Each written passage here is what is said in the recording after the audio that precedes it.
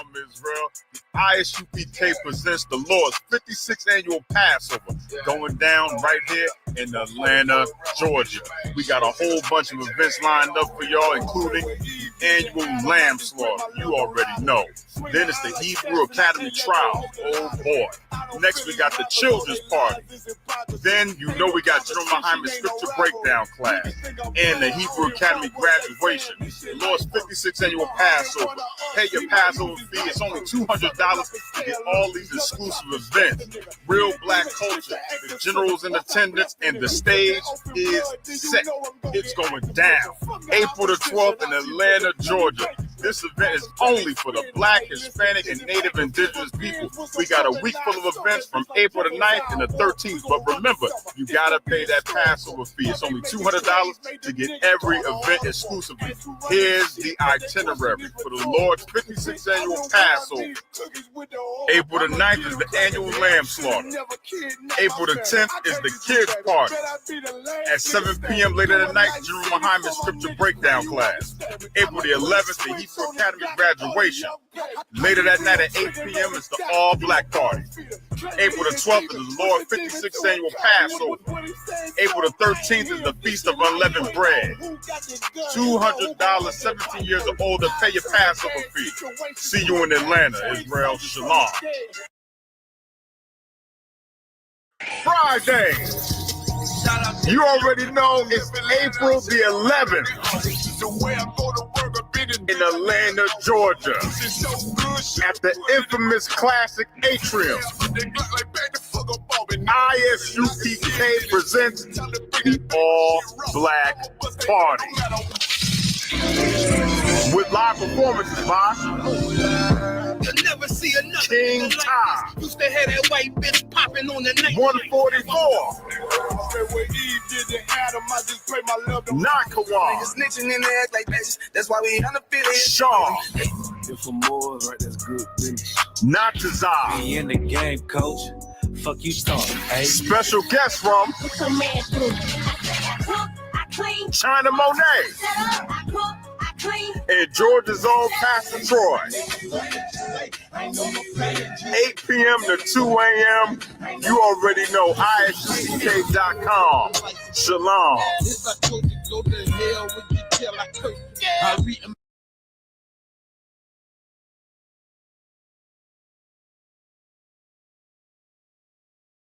Shalom. This year for the 56th annual Passover, Commanding Yahanna will be offering babysitting services for free for anyone that pays their $200 Passover fee.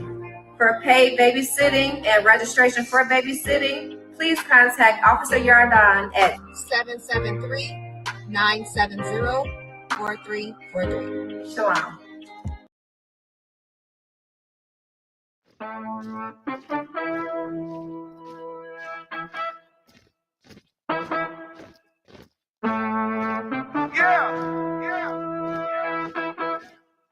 Y'all know what we do. Y'all know what we came to do. Huh? You young niggas ain't tough. You young niggas ain't tough. You young niggas ain't tough enough. I don't think y'all really wanna fuck with us. I told you we know bitches. I'ma need for you to listen while I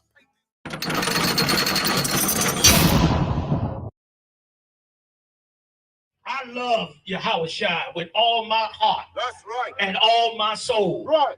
And I work for him and plead and cry for the children of Israel to watch over them and protect them and take care of them. I beg the Most High every day to raise up warriors.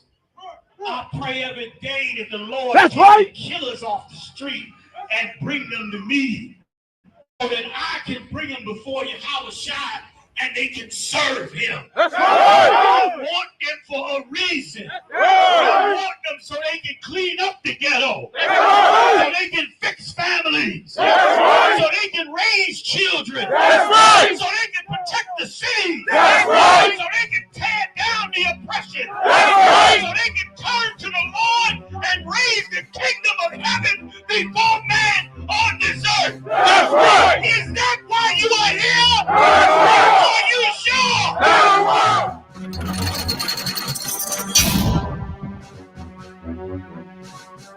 Hey, I'm Officer and Priest 5000, Jabbar Mob, I.S.U.P.K. I'm the Commander General Yahanna. You already know what time it is, baby. Hebrew Academy time. And I've seen a lot of brothers standing up saying they ready to go to Hebrew Academy. But this right here, you can lose a leg. You can lose a leg. You can lose a lung. You can lose a finger. I mean, it is what it is. So if you stand for it, Lord be with you.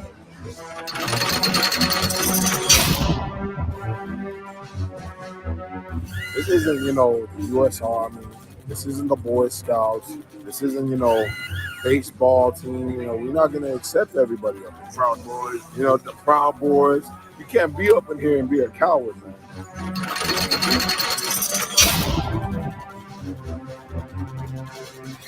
When you get out there and it seems as though it's a real test of will, the actual reality is truly to see if you will abandon your brother.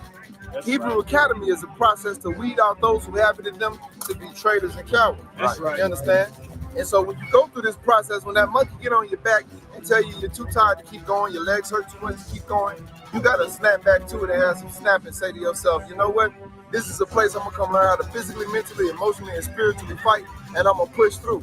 Because it ain't just about me, it's about we.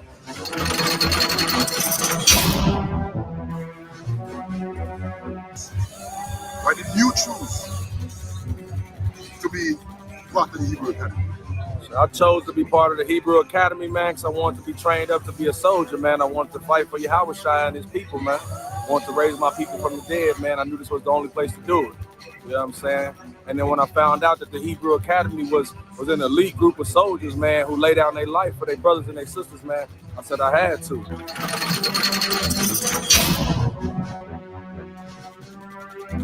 Now, what makes you think that you are so worthy to stand among the ranks of men who have bled for decades to uphold this truth and wear the cover? I made sure. Come on. I gotta prove myself. I gotta stand strong, sir. Gotta get the opportunity to. And I have no choice if I may, sir. The other choice is going back in the world and dying like everybody else. I ain't got nothing to go back to.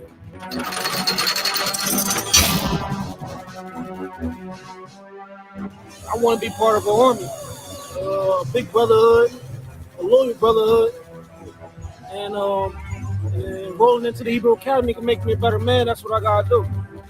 So you're saying the Hebrew Academy is the right thing for you at this juncture in your life? Come on, sir. As a young man in this world, yeah, come on, sir. Most High and Christ. So you think that you really have the balls to go through with this Hebrew Academy? Come on, sir. Big ones, too. Yeah, listen, this is suffering. You know that, right? Come on, sir. You're going to have to suffer.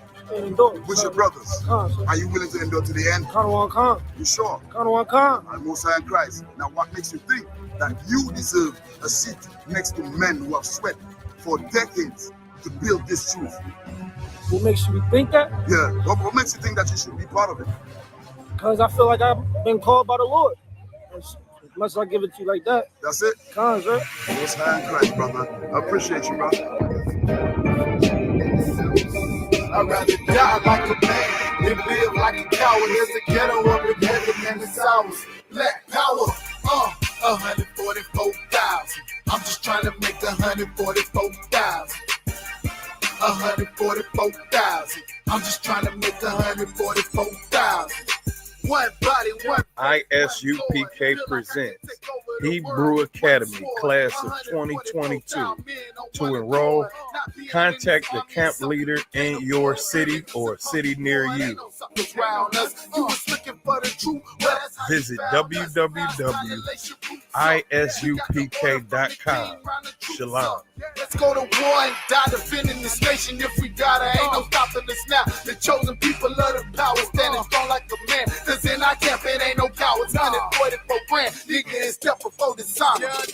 Rather die like a man than live like a coward. There's a ghetto up in heaven and it's ours. I'd rather die like a man than live like a coward. There's a ghetto up in heaven and it's ours. Yeah, of Belshazzar. Belshazzar was a grandson of Nebuchadnezzar. Go sit down in the library and read. The Greeks and the Romans took these records from the Israelites and they named it Biblos. That's how the name Bible came about. which means composition, which means a collection of compositions. Whose compositions did they collect? The Israelites. Brothers and sisters, you got to learn a lesson today. The lesson you got to learn is how difficult it is to do this job. Because it is a hated profession, because of how great it is, and because of how quick it could change your life. Y'all see this old robe I got on? This is an old boy right here. Let me let you take a quick look. When I step out, when I slide over there, I want y'all to look at this robe. All right, you see this robe right here? This robe comes from my father, man. My mentor, my teacher, Chief Head Priest I.S.U.P.K. I'm gonna tell you the story again if you haven't heard it. I was a young man, couldn't be no more than about 19. And they loaded me up in the van with Chief Head Priest I.S.U.P.K. We went down to Brooklyn, man. In Brooklyn, they got an area where the so-called white Jews have a huge synagogue. Thousands of them in the neighborhood. At that time, it was a beef because a lot of the Judites and Benjamites owned the real estate in Brooklyn for years. And these so-called Jews wanted the real estate, they wanted the neighborhood. If you go down there today, they got the neighborhood and every piece of real estate they wanted. They took it all from blacks and Latinos and West Indians. Well, before they were able to take it, we went to Brooklyn. We went to prophesy on that street. And Chief Ariah, well, I wish I had a copy of it now. Chief Ariah opened up a Life magazine before the world and before them, and it shocked them. He showed them the archaeology that came from Egypt. And he said, how could you be a Jew when the Jews are black? That's right. And they got upset. And they called the cops. And they started threatening us. And Ariel stood his ground. He could have went home. He could have packed up the truth. He could have ran it, man. But he stood his ground, man. He stood his ground and he told them the truth about who they were and who we were and what they had done. And when the cops came up to Ariel and they said, listen, man, we know you got a permit to be out here, but we really wish you would go back up because, see, if we leave, we can't guarantee your safety, man. And Ariel said, we speaking the words of the Lord, and we ain't going nowhere. That's right. That's what he said.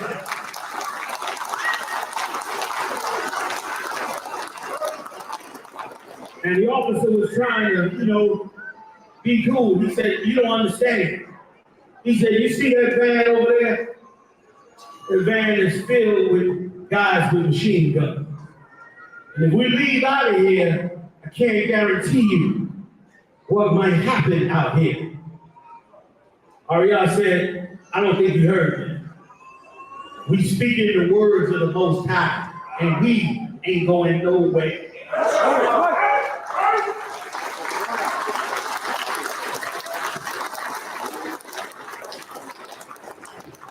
He became my father, and I became his son that day. I saw courage in a man, something that I didn't see in the black community, man, in the Latino community, and the Native Indian community. I saw a man that was not afraid to stand up for the truth, no matter who came up against him, man. I saw a man that could persevere in the work of the Lord. When we got back, he could tell I was young and unsure about myself. I'm looking at him, he eating chicken like nothing ever happened. I'm looking at him like, could have got smoked out there today. You know what I'm saying? He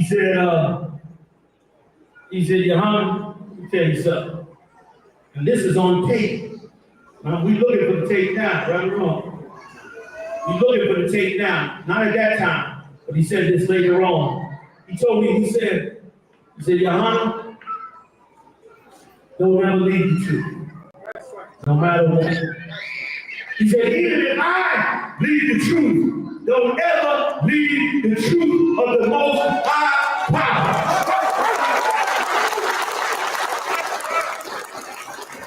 And you know he was an excellent teacher. He knew when to say something to you, where it would impact you, where it would become a part of you. I've had this robe from him for 40 years, 40 years old. 40 years. He gave me this robe. He said, Yahanna, see that robe there? Take that robe. Many men wore this robe. They come in there on the Sabbath service because he kept the robe hung up on the rack in the Sabbath service. The room was about big as here to that pole right there. Those of you that was back there, you know. And he kept it hung up. So when brothers would come in for the Sabbath service to teach, they go get his robe, you know, daddy robe, on and on, and do the Sabbath service. One day I came in there, right after that incident, he said, Yahanna, put that robe on. He said, that's yours. I said, thank you, sir.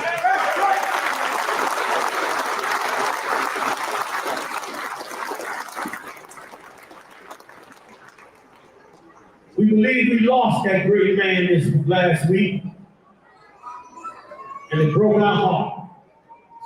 It breaks our heart to lose any man, let alone men that have persevered in this truth, who have bonded with us in brotherhood, who have stood the test of time and showed themselves approved to bring forth the words of the Most High. We need warriors, man. We don't need warriors to sell drugs and to rape and to murder and to rob. We need warriors to save lives. That's right. That's what we need. We need brothers and sisters who are willing to stand the test of time and bring forth this truth. Ariel was one of them, man. He was an icon in this work. That's right. And when he got old, leaning on the pole, halfway out of his mind, like we all get to at one time. Lesser men, I'm being nice. Lesser men took advantage of that.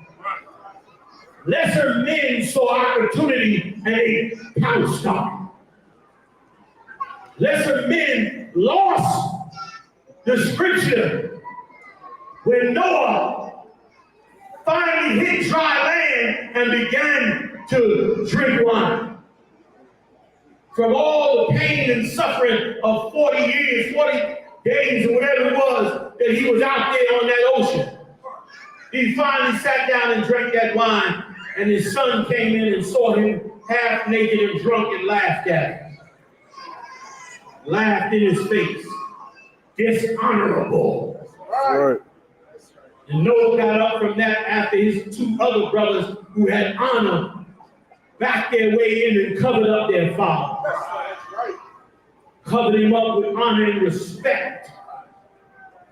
And looked upon him and said, you know, we ought not to do that. When he got up from his wine, he cursed that Hamite son.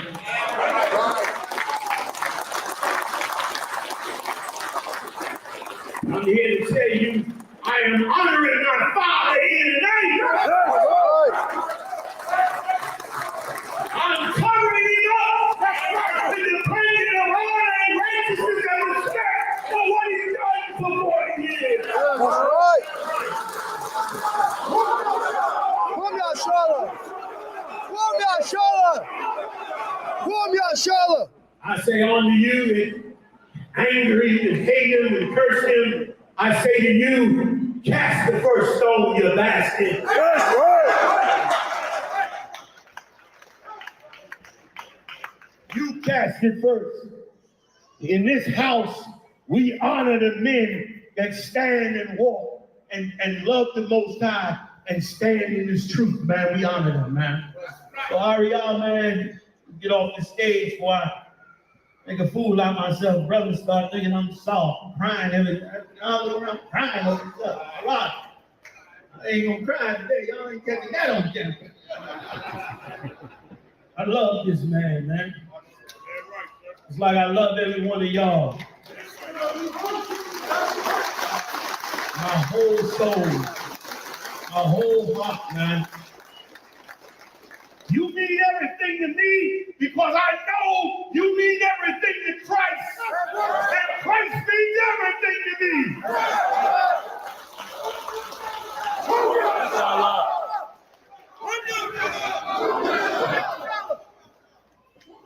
So I say on the chief, head priest Ariel, I'm called to salute you for one more time.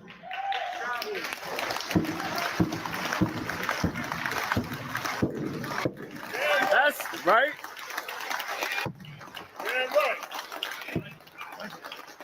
I might give Shabbat. I might give Barak. Yo, Hashem Yahushua, Barak. Come here, Shalom. Come here, Shalom. Come here, Shalom.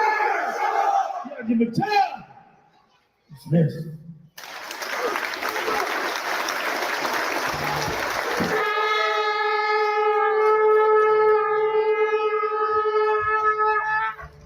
This is one. No cowards in our camp, and we'll let their colors fly. Woo! We want no cowards in our camp, only men prepared to die. Woo! We want no cowards in our camp, that will let their colors fly. Woo! We want no cowards in our camp, only men prepared to die. Woo! We want no cowards in our camp, that will let their colors fly. Woo! We want no cowards in our camp, only men prepared to die. Woo! We want no cowards in our camp, that will let their colors fly. Woo!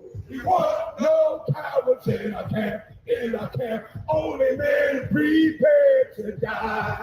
Woo! We want no cowards in our camp, that will let their colors fly. Woo! We want no cowards in our camp, only men prepared to die. Woo! We want no cowards in our camp, that will let their colors fly. Woo! We want no cowards in our camp, only men prepared to die. Woo!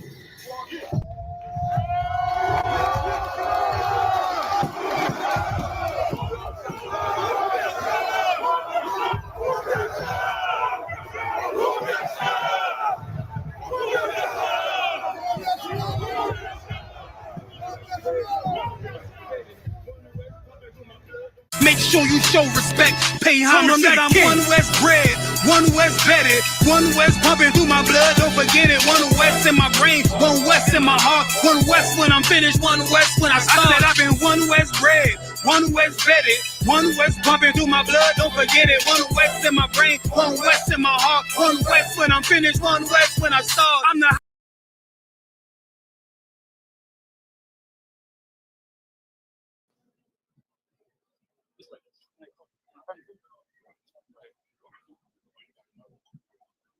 Man of war with hair wound, no idols, loving judgments, God of the Bible. The men above me shout, Boom Yasha, and all the warriors be like, Boom Yasha.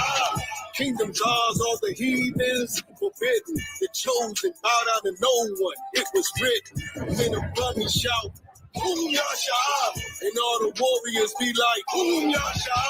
All day as we discuss how they don't like us. Israel, y'all look so beautiful. Salaki, General.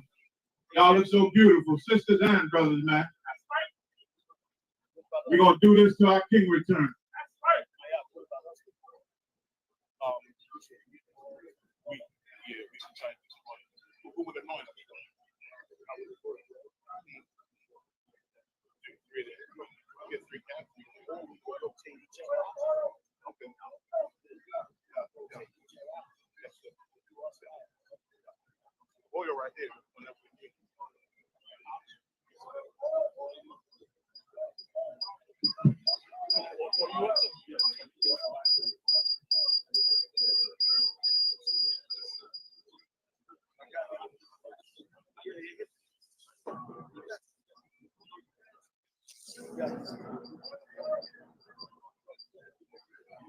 Get that oil, get that oil.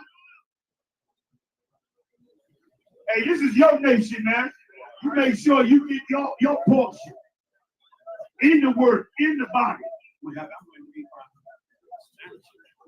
Yeah.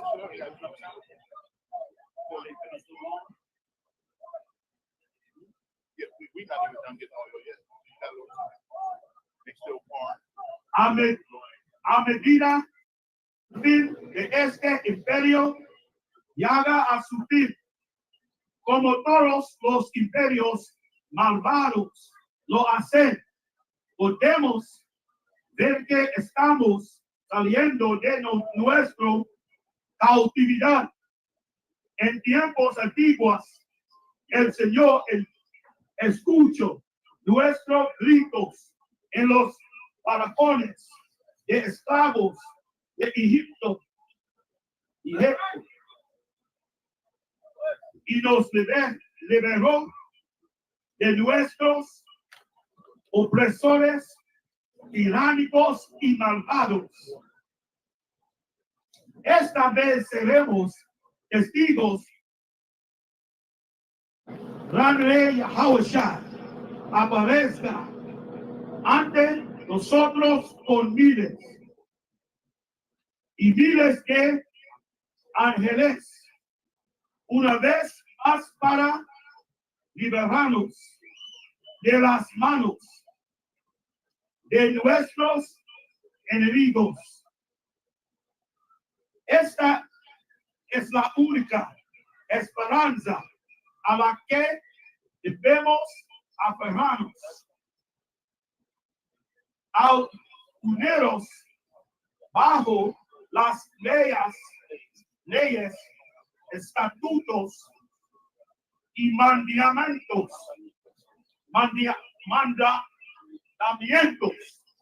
del Altísimo, estaremos preparados para el gran y santo día. Unidos como familia es el desafío más importante que enfrentamos hoy. Nuestros hermanos y hermanas latinos se reúnen desde Chile hasta las montañas de Bolivia, pasando por las líneas de Nazca en Perú y a través de Brasil. Estamos saliendo de Colombia y subiendo por la costa desde Ecuador, de Venezuela, Argentina y con los guerreros de Nicaragua. Guerreros de Nicaragua y El Salvador. Give it up, give it up. ¡Eh, mi general! Muchas gracias, primo. Desde las ruinas mayas en Guatemala y hasta la hermosa costa de Costa Rica, Belice, Honduras y más allá del canal en Panamá, hasta la tierra de los guerreros aztecas, nuestros hermanos y hermanas de México arriscan sus vidas cada día para elevarse como deberían ante el Altísimo. No olvidemos a nuestros hermanos puertorriqueños, cubanos y dominicanos uniéndose con nuestros hermanos haitianos y todas las islas del Caribe. Mis hermanos y hermanas latinos, mis hermanos y hermanas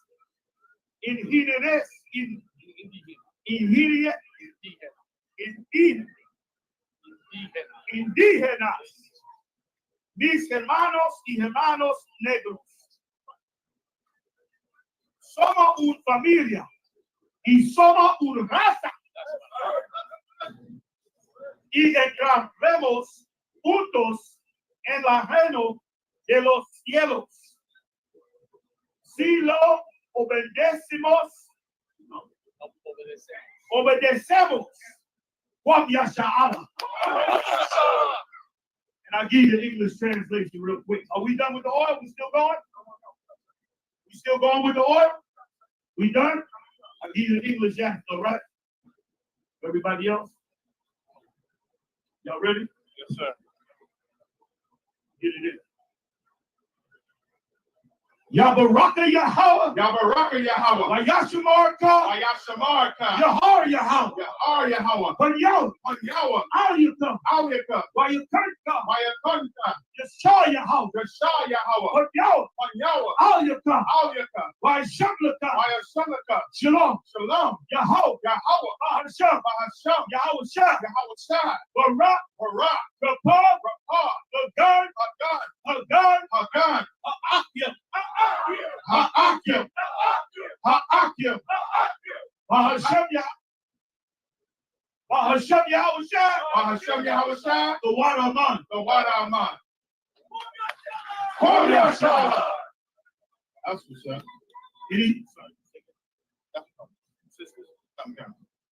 Any sisters that want to be anointed, please come up and be anointed. What we're doing is asking the Lord to bless you, heal you, shield you, and protect you from all the evil. Man of war with hair wound, no idols, loving judgments. God of the Bible, the men above me shout, Whom Yasha? And all the warriors be like, Whom Yasha? Kingdoms ours, all the heathens forbidden. The chosen, bow down to no one. It was written. Men above me shout, Whom Yasha? And all the warriors be like, Whom Yasha? All day as we discuss how they don't like us. I can make way for the sisters. Come on, sisters. If you having trouble, you have downs, you struggling with something, you fighting to understand something, you have some illness of some sort, you battling some forces, going to the before the men of God, as always.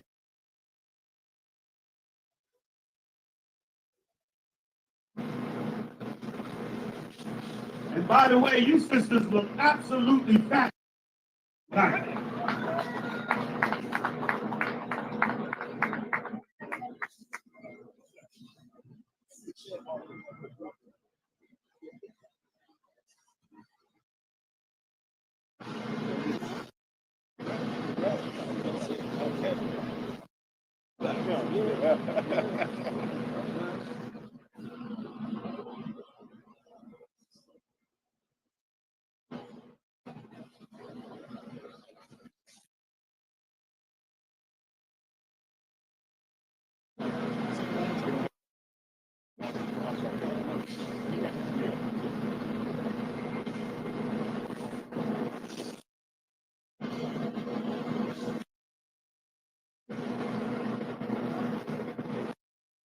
Get a time check. 8:35. All the sisters come forward. They want to be anointed. Let's go.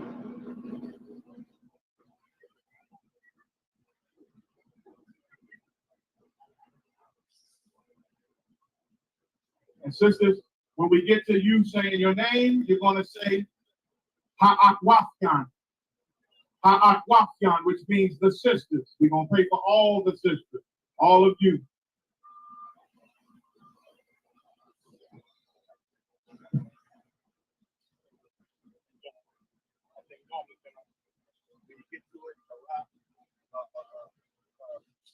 They say it first. Then we repeat them 3 times. Said it again. Go get it. Listen, we're gonna look at the tape, beat ourselves up, get it back down. Time to back.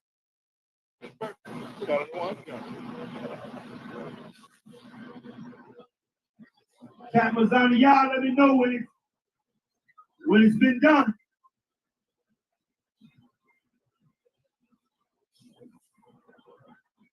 Ha-ak-waf-yan. Ha-ak-waf-yan.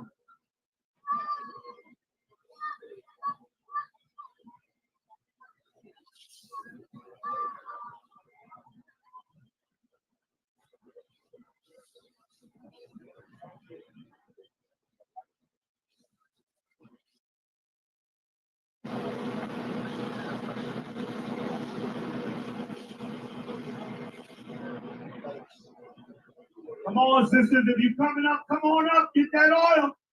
Get them up.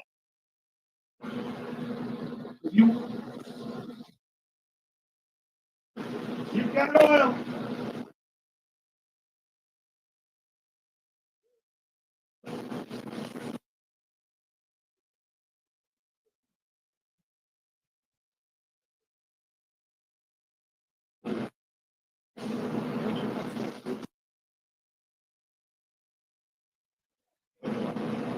Yeah, this is, oil already. You should come to the front so we can pray for you, even if you come already. I was informed some sisters think they don't have to leave the table because they got oil. Yeah, come up to the front. Come up to the front. Come up to the front, sisters. It ain't gonna take but a second.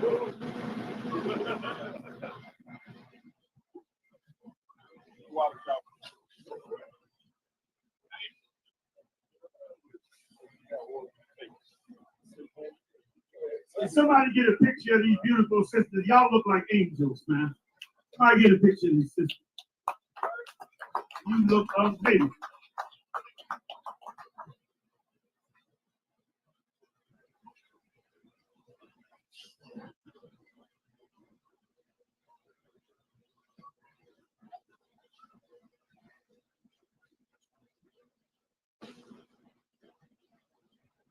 Waiting on your call, Captain Y'all.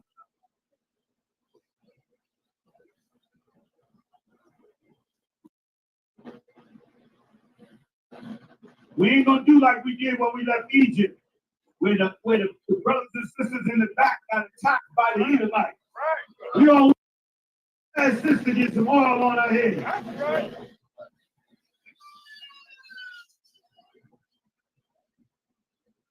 That's right. Y'all, get your men to make it through for any sisters. Hey, any sisters with no oil, put your hand up. Put your hand up so they can get to you. Any sister that needs oil, put her hand up. Put your good. Waiting on you, Captain. Your call.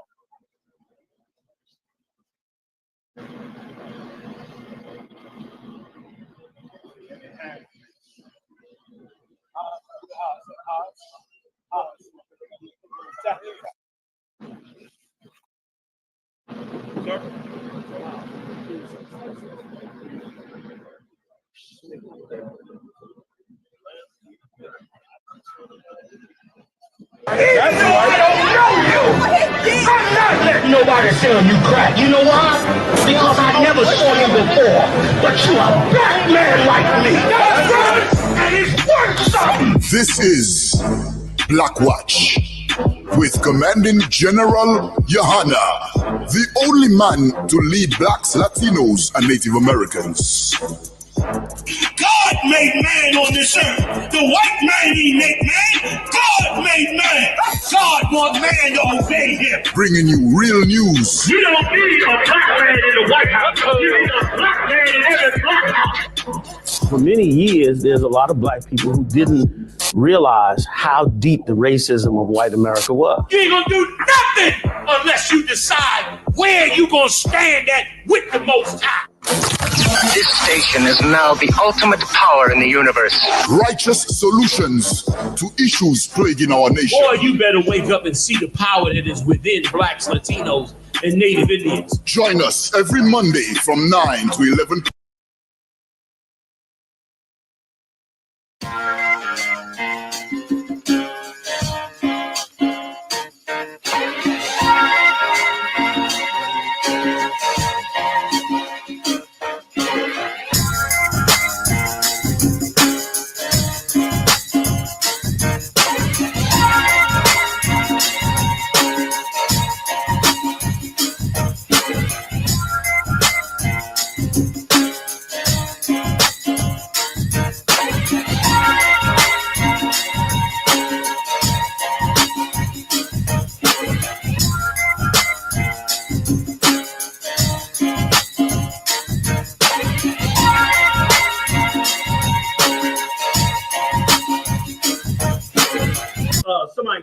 Wait, I want to bring up something that somebody brought up about the I.S.U.P.K.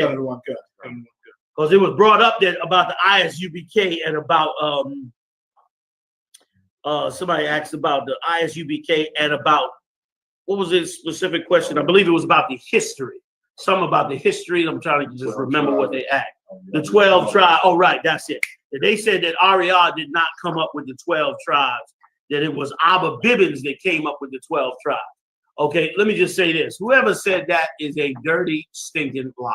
That's right. Either they a liar, I don't want to just call them a liar outright. Either they lying or they do not know the history. Right. Now, listen to me good. I know I'm young and dashing. That's right. However,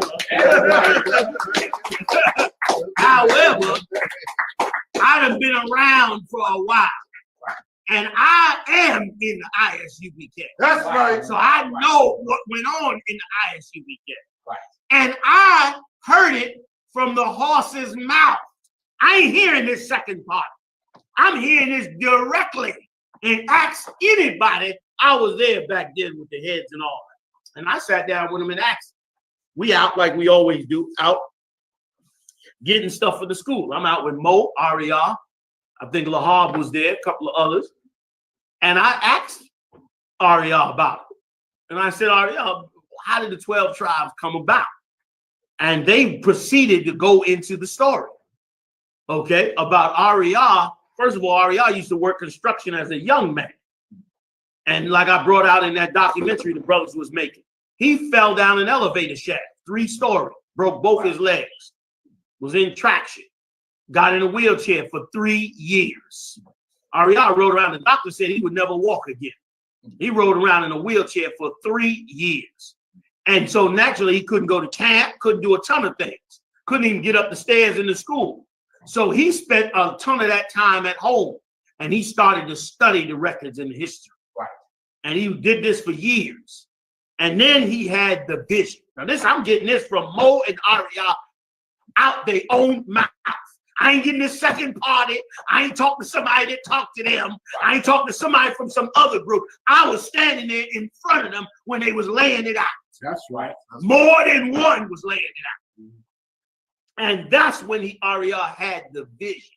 Now, Ariel, this happened, Ariel was a young man, 18, 19, you know, like young men do, work construction, do different jobs. Bibbins was over the school. Ariel was one of the ones coming up in the school. When he got the vision, of course, he brought it to Bibbins. Bibbins knew the vision was right. And of course, being the head of the school, Bibbins brought it out to everybody. Just like I'm the head of the school. Brothers bring me stuff all the time and I bring it out. It don't mean I'm the one that created it or I'm the one that came up with it. So Bibbins did not come up with it. Ariel is the one through the vision of the Lord. Now listen. You can say what you want. Ariel got the vision. That's who the Lord decided to give it to. That's right. And he got it, and he passed it on. And then, and I remember, let me tell you something else that was heavy. Because this is what y'all don't know, that I know. When I was there and I'm talking to Ariel about it, Ariel said to me personally, he said, Yahanna, but you know what's the amazing part about it? I said, what, Ariel? He said, when I got the vision, we knew nothing about archaeology and history, because the Israelite school of U.P.K didn't heavily go into archaeology until Yeshaya started going heavy. We had some artifacts about Israel being in Egypt, Israel being black, but we hadn't touched the Middle East till the 80s. We hadn't touched, not the Middle East, we hadn't touched the medieval times. We were still studying and developing those things during them times, back in the 80s. Once again, I was there. You ain't got the one. I'm telling you from the horse's mouth, being there in the room. Right. I know everything that went on in the U.P.K. because I was there. So going back, so to go back to what I'm saying, so he said, you know, Yahanna, we was not into the archaeology back when I got this vision. So even when I got it and wrote it down, it was strange to me. He said, this was strange to me that the Lord showing me these are the 12 tribes, because we had no real connection to them. He said, and I started to study it, and what was even heavier was, he said, I wasn't the one to start to bring it out. It was Yeshaya that started to bring it out. And that's when we all start digging up all this history, Russian icons, you know, nature knows no color line. We brought that back up. Lost tribes in promised lands. Went into all encyclopedias and start pulling all these records up. And to Ariel, that was like amazing in that he had gotten this vision, but he did not understand the vision. Not that he didn't understand it, but meaning he didn't have any proof that this was true. Right. He just knew it was true, and they just, Bivens and them went on the faith that they knew that this young brother was sincere with the truth. And so they went on, they said, okay, the Lord showed it to you, we're going to run with it. And they ran with it. And then later on is when now it's all out. Right. Every tribe, the history on the tribe, all of it came out. Right. And boom, now we see that it was true. So anybody telling that you that ain't coming clean. You know what I'm saying? And let me tell you something. Anybody want to know the history of the U.P.K., you ain't got to wonder about it. I'm telling you, I was sitting in the room with Mo and them, Ariel and them, Lahar, Yeshaya Shaw. I live next to Yeshaya in Kazak's apartment. So you know I know everything that went on. I was the chicken man. I run the chicken house. You know the chicken man know everything. What are you talking about? You ain't gotta ask nobody. I was there. Okay, and let me tell you what was heavy about the U.P.K. back then. See, let me explain to you how it went down. Go back. Let's for a minute, Maya. Rewind the time. Back in the turn of the century in the 1900s, white Jewish synagogues invested in black Jewish synagogues.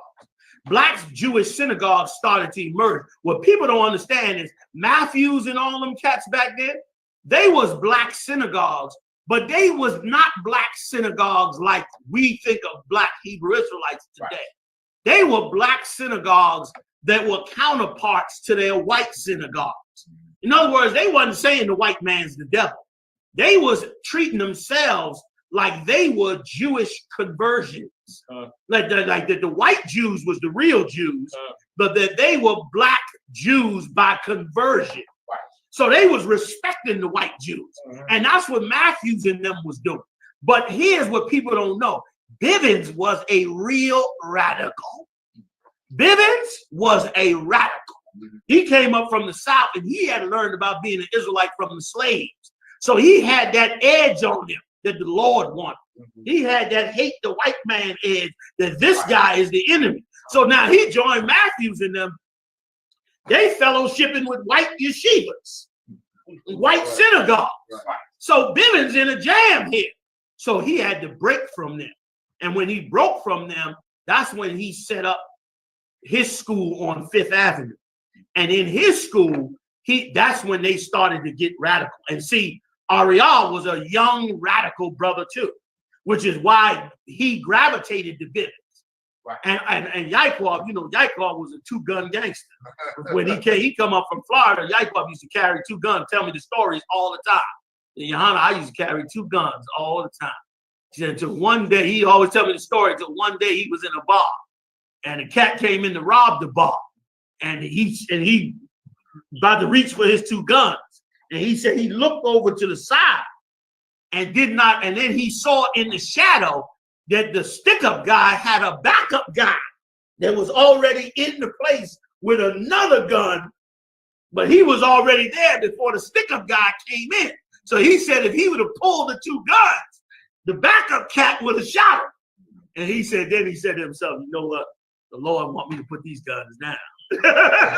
So he put his guns up.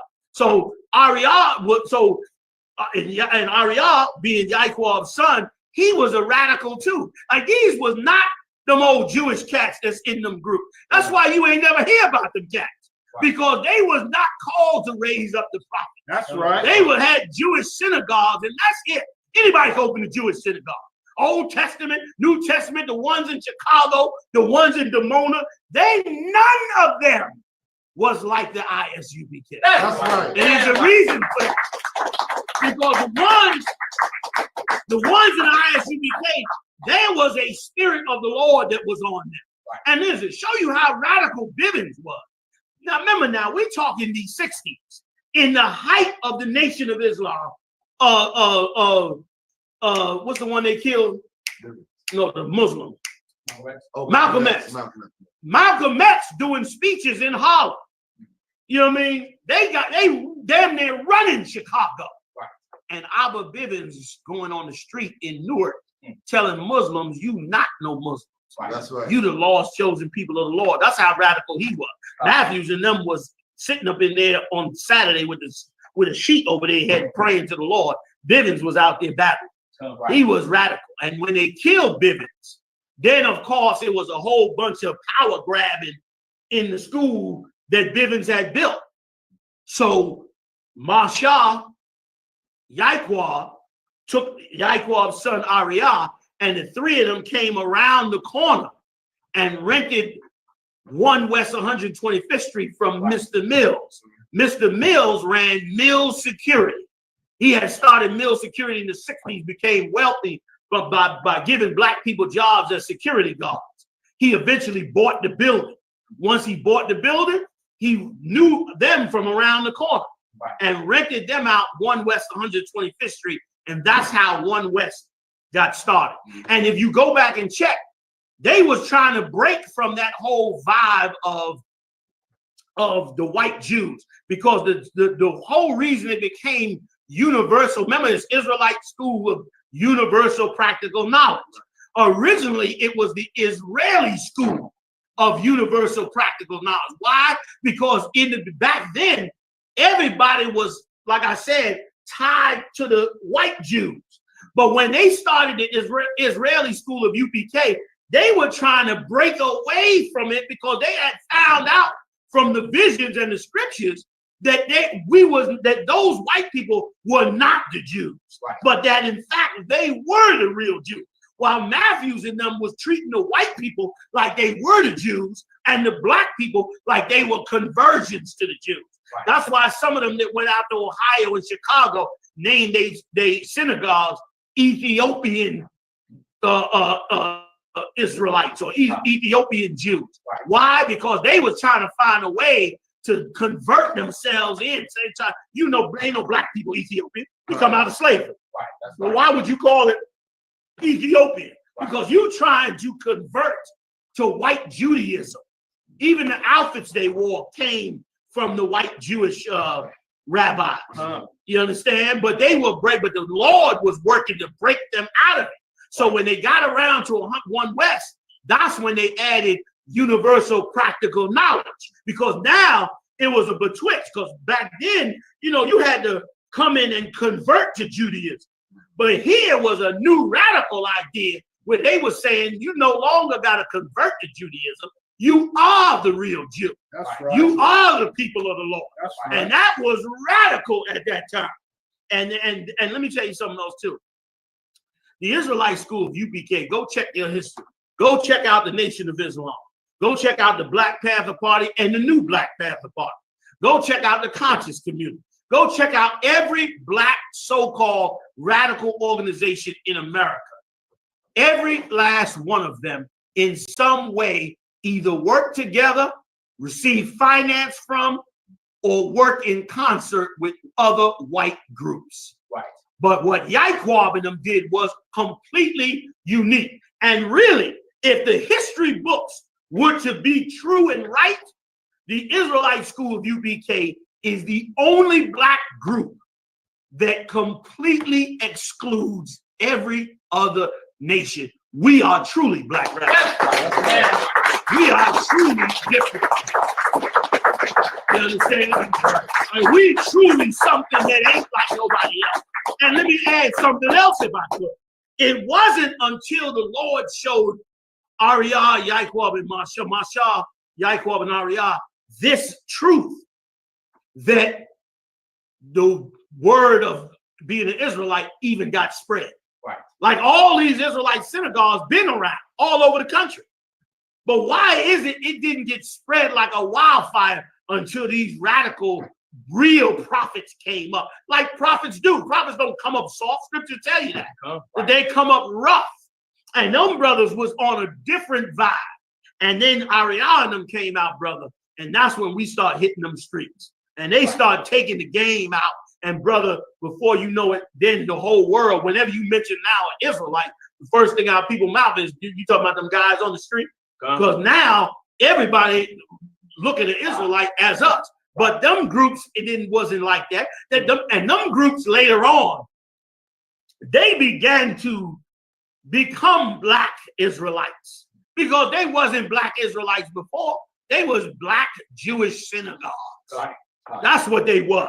They wasn't anti-white. Right. They was just black people following white Jewish tradition. It wasn't until the UPK at 1 West did the game change out. Right. Because that's where the Lord raised them prophets up. So, brother, let me tell you something. And I used to ask Mo and Ariyah and them 1,000, like I was a young, silly man, asking them 1,000 questions a day. And I see why. I had to ask them questions because the Lord wanted me to know them answers, because one day I was going to have to answer other people about them. I was going to have to lay down this legacy. The Israelite School of UPK is absolutely unique from any black Israelite group. It is completely unique and in the hands of the Lord. It is not normal. You know what I'm saying? It is not what everybody else has been. And it pioneered, let's be clear, it pioneered being a black Israelite. Because before that, it was black Jewish. You know what I mean? Even when we started, again, I.S.U.P.K and them named it the Israeli school because Israeli was from the white Jews. Let's make it clear. Matthews did not raise up Bivens. Bivens joined them, but he could not stay with them for that same reason. And then a ton of groups came out of them, and all of them today, damn near all of them love white people. Some of them got a little radical, a little blackness on them. But the majority of them, brother, all will accept white conversions to Judaism. When you can't, there's no such thing as converting to Judaism. That's right. Either you of the bloodline or you not. The strangers that the Bible is talking about in the law ain't talking about heathens. That's right. The strangers is talking about is our people. In the New Testament, a lot of you get mixed up. That's why people was killing them people in them Christian groups back in the 70s, because they would read the Bible where Paul said a woman must entertain strangers. Y'all know the scripture. He said, have she entertained strangers? Right. So she bringing in people in her house off the street, and they killing her in the damn house because she think that means strangers like strangers of today. When Paul said she must entertain strangers, he's talking about Israelites that live in other parts of the country that come to that city and they are a stranger to that city. I mean, now she's supposed to be a sister under either her man or the priest, and then she put them brothers up. Like brothers do. Passover come around. High holy days come around. Brothers come in from out of town. Sisters put them up. That's the stranger. The stranger ain't, Tom Blow walking up the damn street.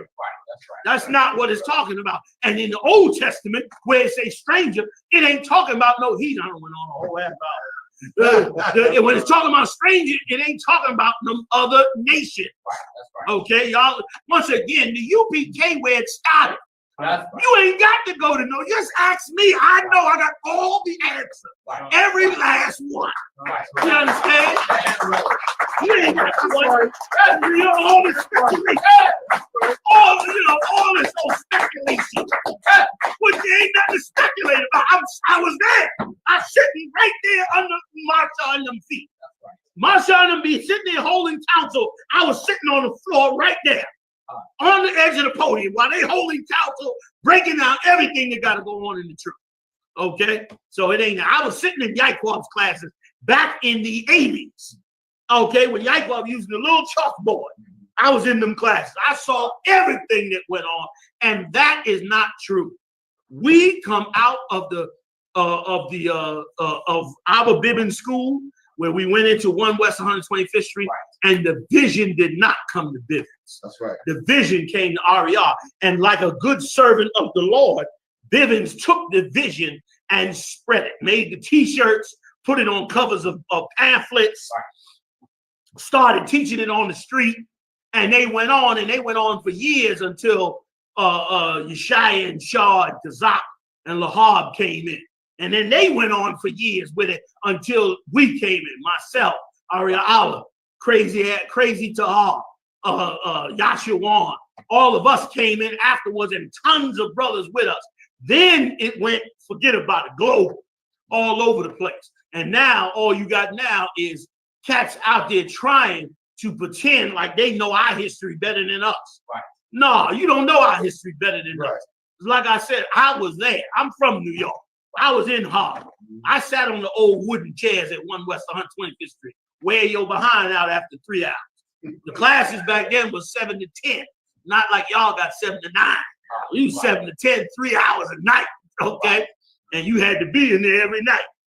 Okay? So that's how it went down. That's the legacy of 1 West 125th Street. The vision is real. And let me say this. Anybody that try to deny the vision, listen, regardless of what they think about RER, once again, I was there when RER did nigh unto miracles, brother, in this work of the Lord. RER and Mo and them pioneered being an Israelite across the world. Don't you know, back in the 60s, the Muslims was the biggest black organization in America. Okay, the damn government was spying on them. They were so scared of them. Right. CIA and FBI was so scared of them. That's how big they was. You didn't know nothing about no Hebrew Israelite. Mo and RER and them had to dig it out from the ground with them records and battle this truth all the way up into the 80s. From the 60s, they had to do that. And then from the 80s, got a little bit of help from Yeshaya, Shah, Kazak, and Lahar, who then took the ball, you know what I'm saying, and pushed it up, went into the archaeology, went into the flying saucers, went into the whole military breakdown, went into all of that. And they helped build and foster it up until the 90s, to the early 80s, when we came in, when we didn't flourish really to the late 80s. We were basically in class and young brothers for 2 or 3 years, maybe 4 years. Then about mid 80s, that's when we start taking out tabs, teaching, boom, boom. Late 80s, we go into other cities. 90s, we in other cities. All that is when it got spread out. So regardless of how you think, man, they did an amazing thing resurrecting this in the wake of Black Panthers, in the wake of Nation of Islam, in the wake of every Christian church. And listen, and if I could, the Nation of Islam and the Black Panthers, they dismissed the Bible. The Black Panthers went with communism and said, we atheists, we ain't dealing with the Bible at all. You know what I mean? We dealing with Mao Zedong and, Mein Kampf. That's what they was reading. They was like, that Bible is garbage. The Nation of Islam was like, that Bible is tampered with. We dealing with the Quran. The Christians was like, this is our Bible. Jesus died for everybody. Y'all wrong. So for them to pioneer taking this Bible out and coming against all the black leaders, and them groups work with each other. But for them brothers to take this knowledge, that is in direct opposition to every black leadership group. And to pioneer and battle it on the street is only an act of the Most High. That's right. And now the Israelites, we like unstoppable. That's right. We unstoppable. That's right.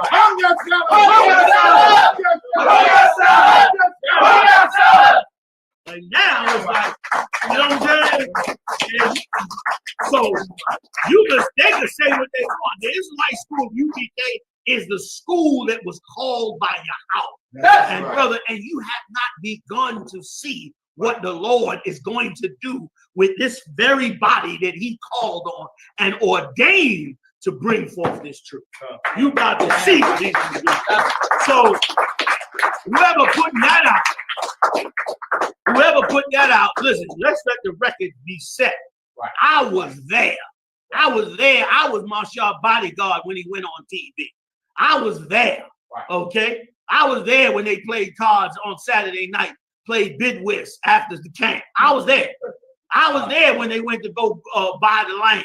Right. I was there. I was there when they taught them classes on the Sabbath service. When Ariel started dyeing his head, start combing it down straight. Everybody looked at her like, what is Ariel doing with his head? I was there.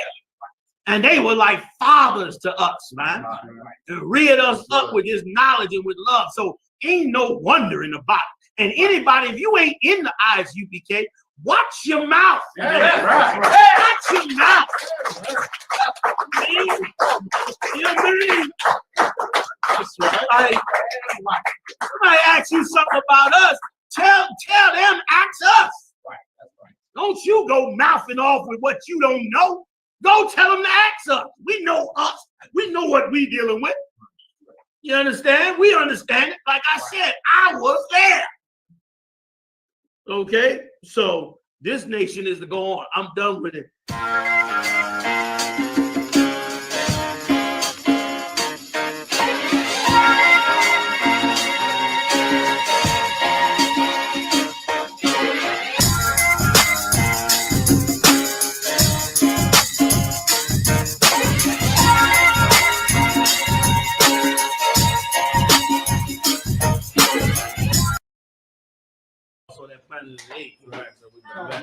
That was a good one, right? That was, boy, that showed our whole world right there. You know what I mean? So much prophecy. It was so right how the Lord killed them to me about it. With that blade, he hit them with the very blade they were trying to use to kill us.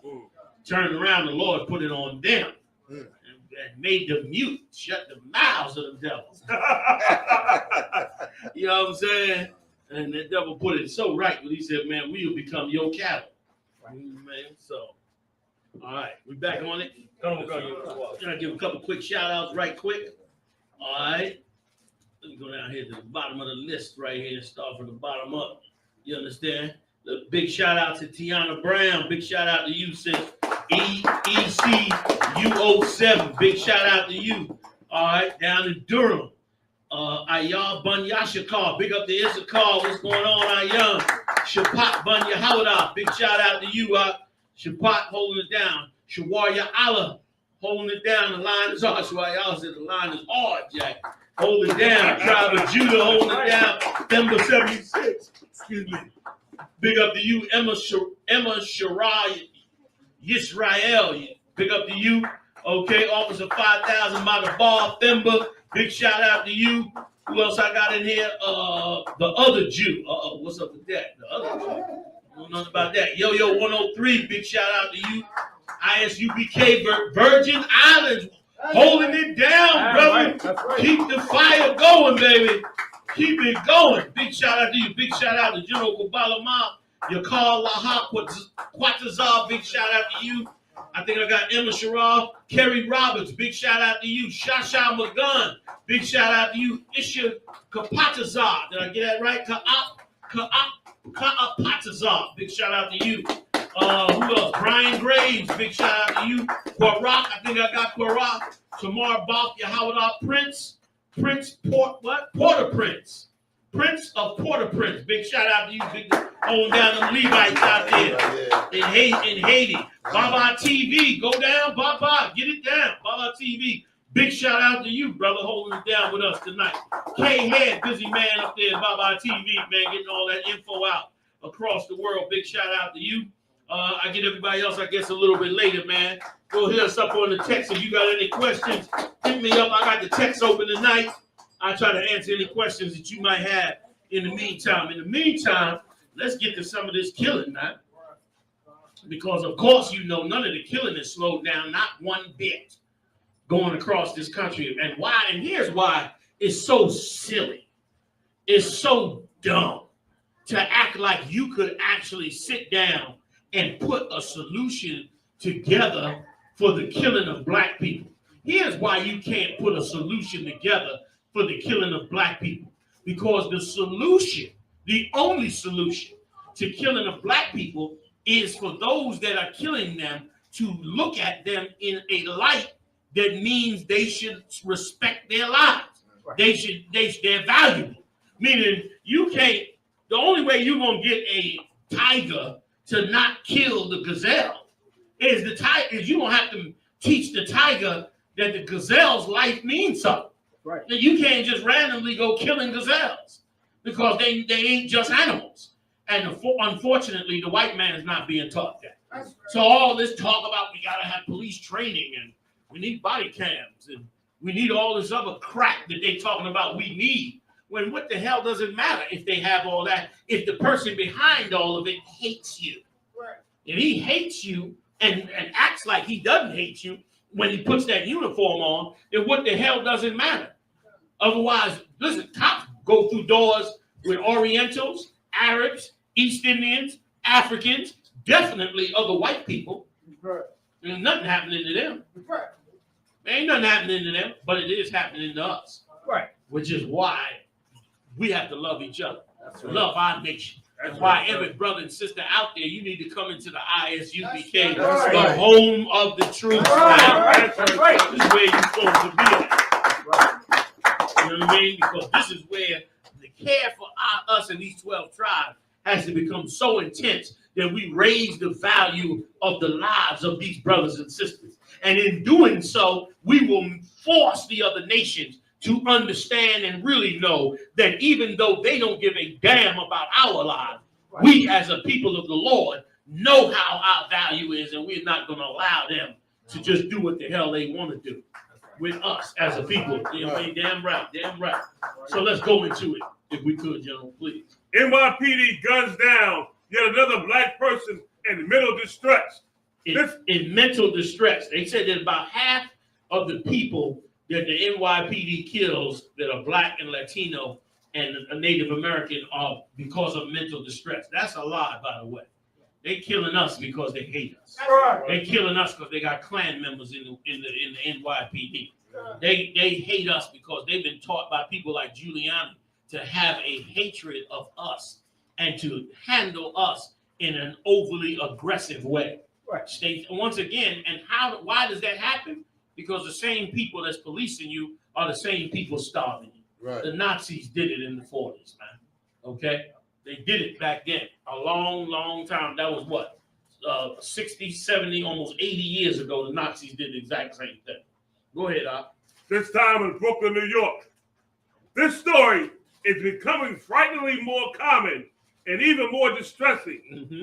A person calls 911 to help a loved one in a mental health crisis, and said loved one is then shot and killed by police. Now you wonder why did we employ that our brothers wake up to this truth, get properly trained, and go out on these streets and wake brothers up? Because here's the problem. This brother that we just reading about, Esau says has mental illness. Right. And the family says he got mental illness. Right. But here's what nobody understand. Nobody understand that the person that called the police for him, they suffering a mental illness too. And it's called brainwashing. That's right. It's called brainwashing into believing that your oppressor really is going to care about you. But if they had sent this brother to the I.S.U.P.K, he would have got excellent help. That's right. He would have been on his meds. He would have been fixed up right. And he would not be dead today. But the problem is we taught and believe that we believe that Esau is the solution to our problem when it comes to these brothers. Everything needs to fall to the I.S.U.P.K. That's right. It's a big responsibility. But brothers' lives will get saved. And once again, that Christian church is the one teaching us that to send you to call the police because your son got mental illness. Right. Half of the reason is because a lot of you evil black women, you ain't got no husband at home because who could live with your troglodyte behind? You know what I mean? Right. And nobody live with your Neanderthal behind. So of course, he ain't. There ain't no man up in there. So now this boy got mental problems. He turned 17. He's big as the wall, and you ain't nothing you can do with him. So you have to call Esau. Right. When you should have been able to do is call the brothers. That's right. To say and call up the officer I.S.U.P.K. and say, Officer I.S.U.P.K, this boy going off over here. So I.S.U.P.K could get in there with the van and 4 brothers and run up in there and knock on the door. Hey, Shalom, I heard you been acting, what's going on? Man, you mother! And then at least he gonna live through that bit. I.S.U.P.K gonna put that Rod Corral on him, whap! Drop him right quick, so he all right, y'all. Nobody heard him. Drag him out in the backyard, throw some water on him and say, man, you know you're supposed to take your meds out. You understand? And have him straighten the hell out and bring him on back home. Right. Instead, you call the devil in there, and the devil's a murderer. Right. Go ahead, Doc. Gun. And listen, and the white man knew it. Once again, this real quick side thing, they did it to the Black Panthers. The Black Panthers are, if you ever want to know where school breakfast programs came from, I got to give them credit where credit is due. That was started by the Black Panther Party. You understand? Now, of course, they didn't have the knowledge, but they knew enough to help their people enough to start the breakfast program. So they started a breakfast program feeding black people. And what did the white man do? He saw that and he could not have that.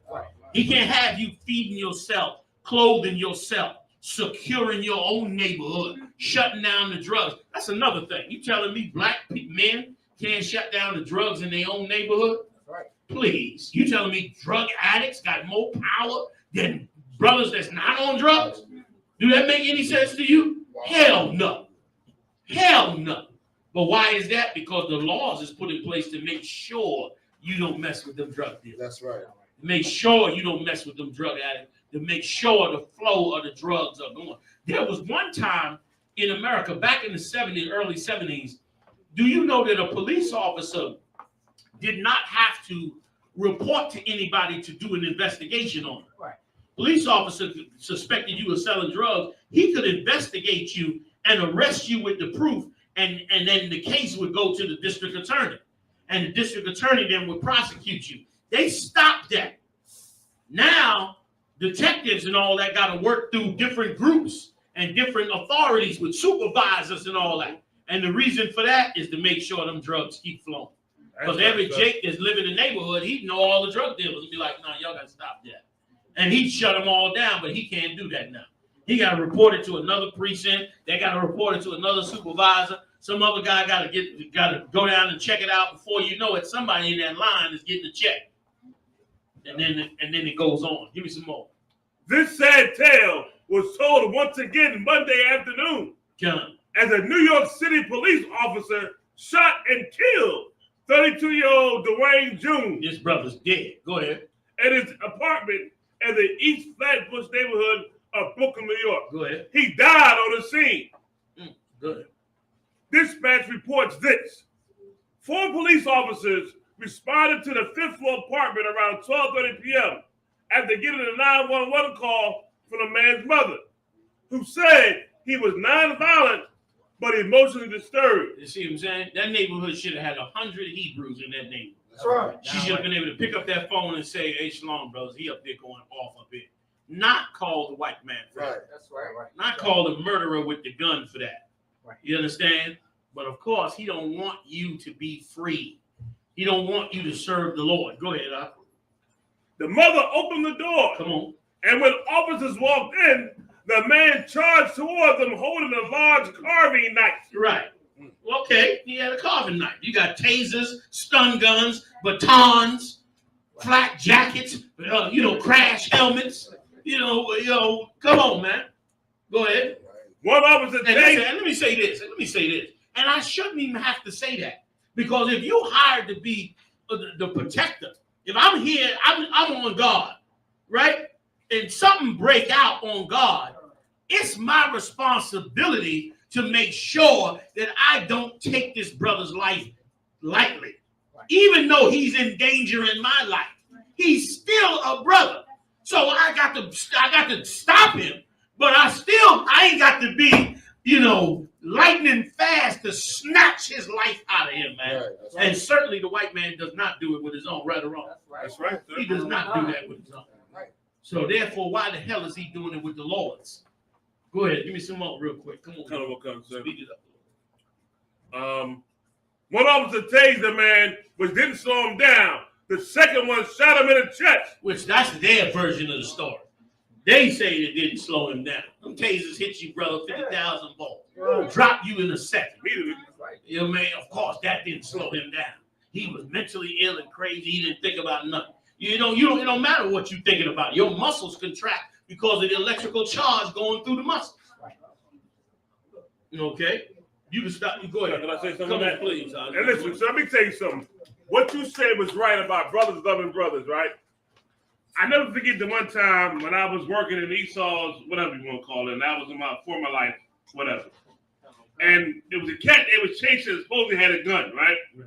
I'm coming down the block, and I'm with this Edomite, right? And I'm on the left-hand side. So I see the brother walk up the street. He looked like he was real tired, but he also looked like he was high. And I see them hugging a wall. I saw the left hand, but I didn't see the right hand. So I had drawn down on the brother. And I knew it was something there, but it wasn't enough for me to pull the trigger. So as I got close to the cat, it was close enough for me to do something to disable the man. So I hit him in the throat real fast. Pow! With a jab in the throat, right? With an open hand strike. Pow! And he fell. The gun fell. When we secured the gun, got him, cuffed him, right? And the thing about it was, in my mind, even when all that was going on, I still had in my mind from the class that this is a brother. Like, all that's going on in my mind.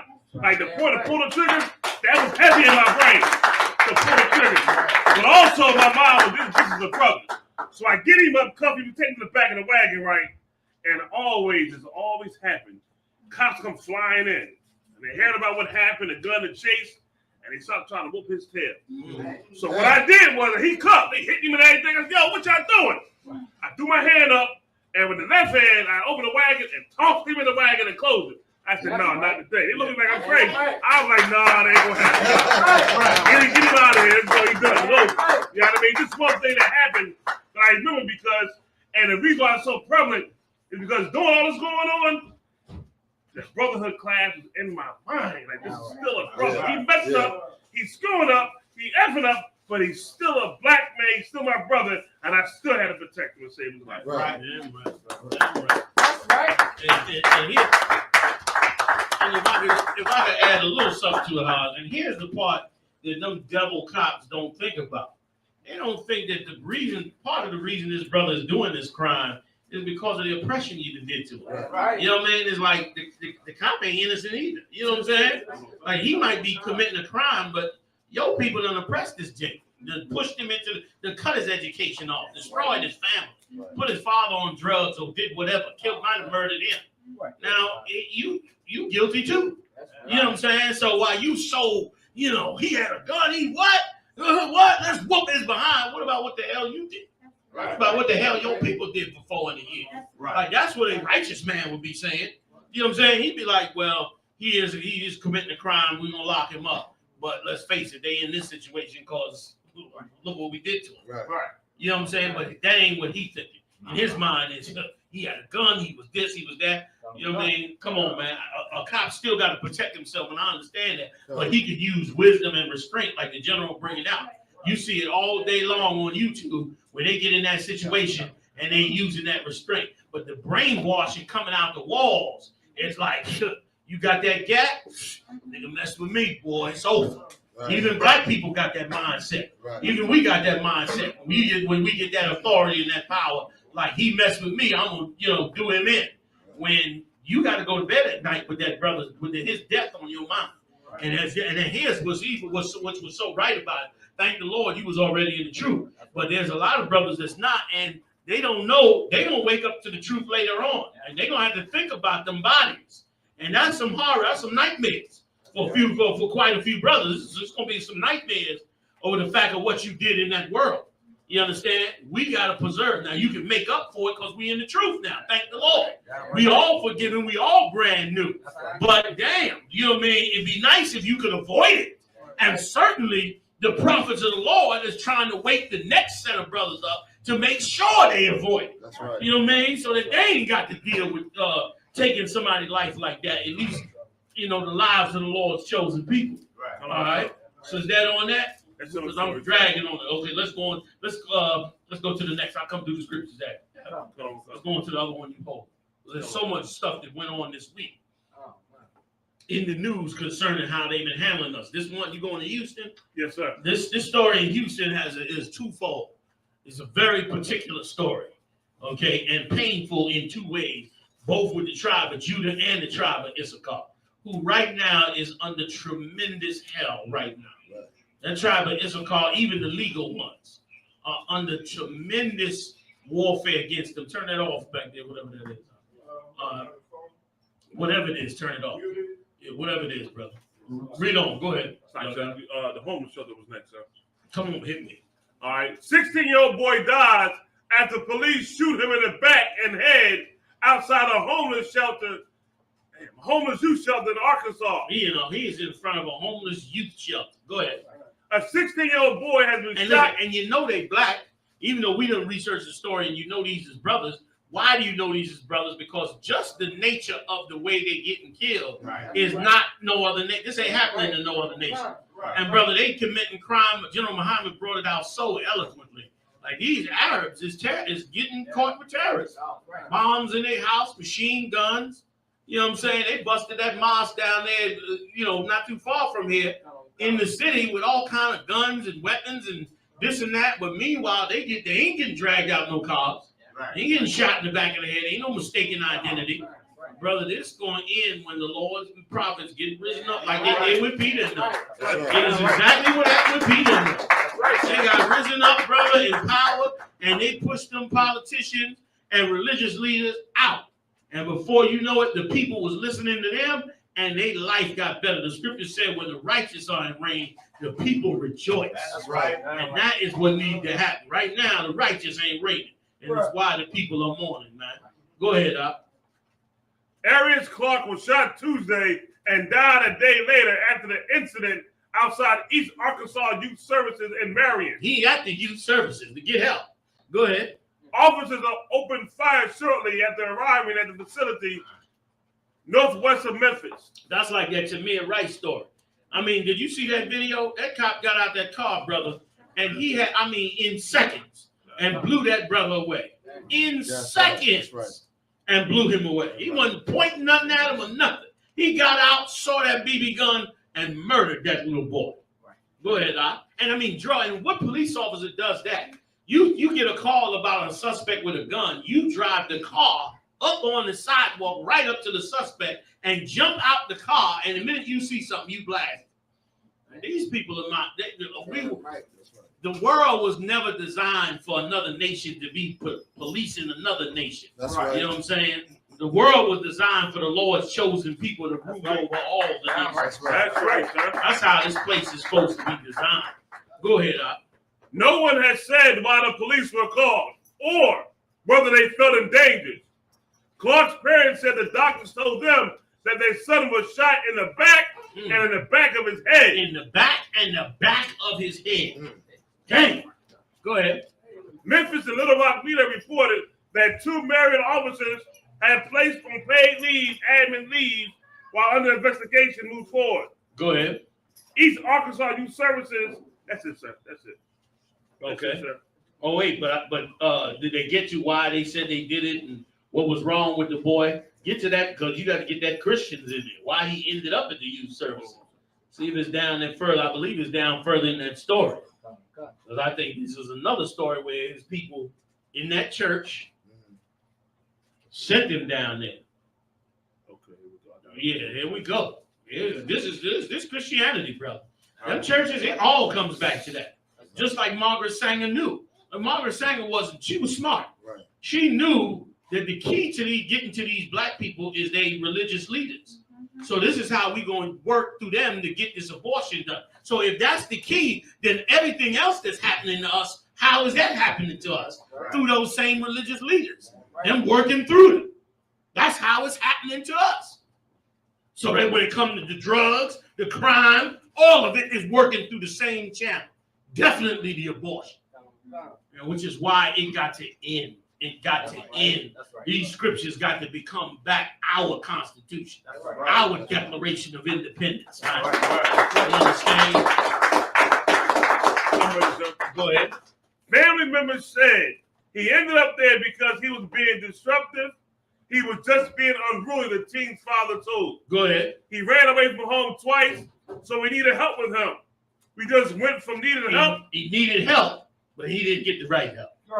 He needed help, but he didn't think them brothers with them braids and headbands in the street with them chains on their neck.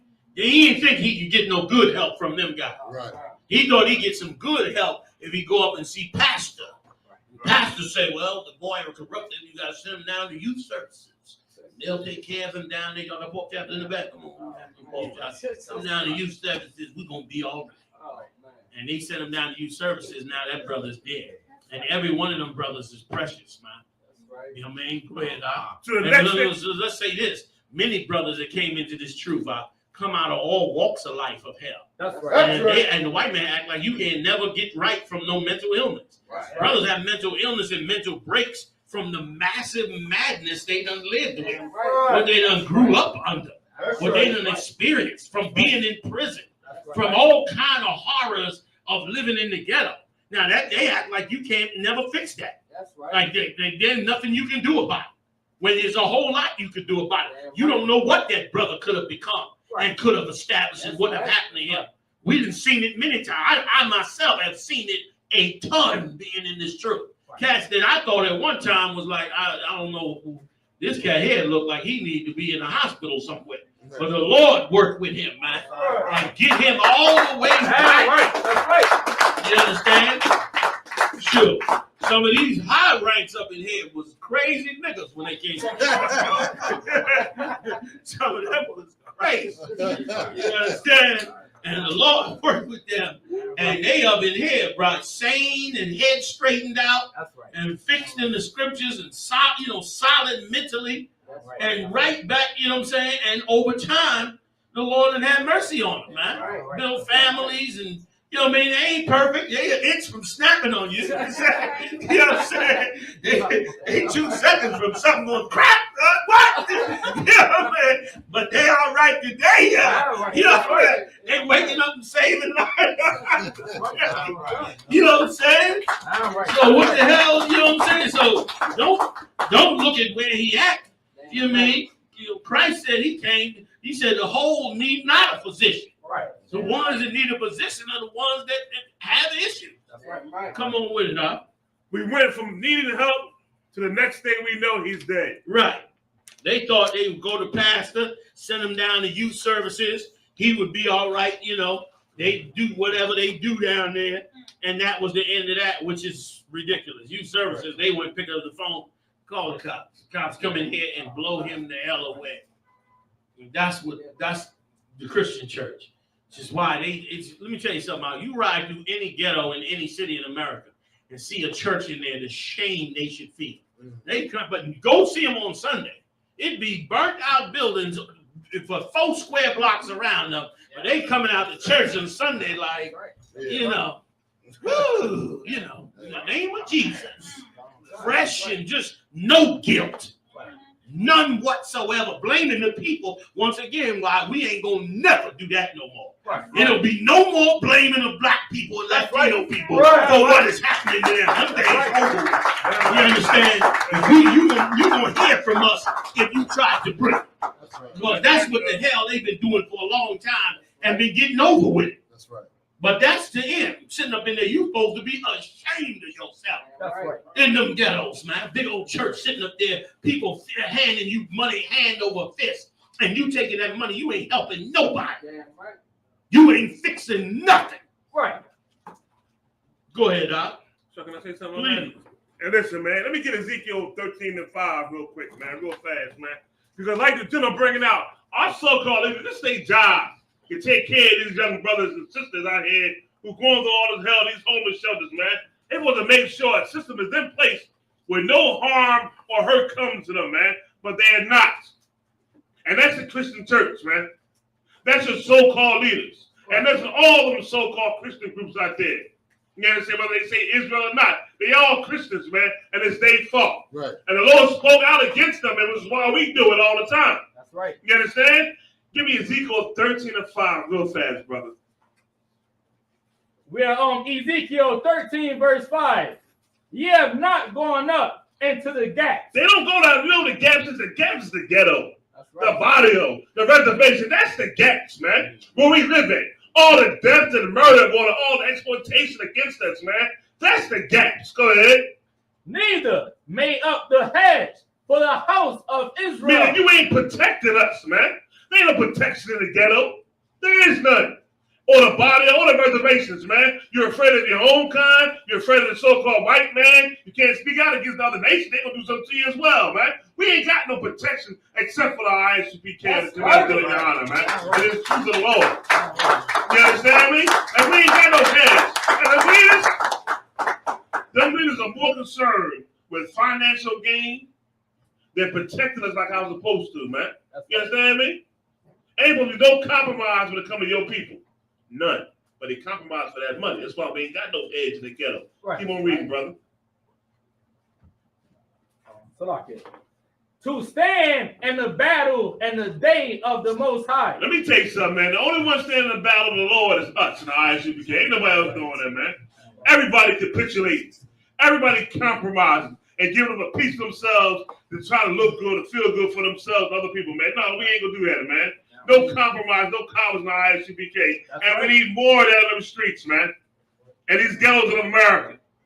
We got to go fill these gaps. Put a head to these gaps. With the ghettos, the bios, and reservations. Damn right. Damn right. Let me ask you, if I could. I know I always ask. Right? You want to get into it? What I was going to add is that the Christian church. Oh, shoot, I lost my thoughts. Boy, I'm thinking about you. Come on, man. He gonna make it out. I'll come back. Oh, man. Go ahead.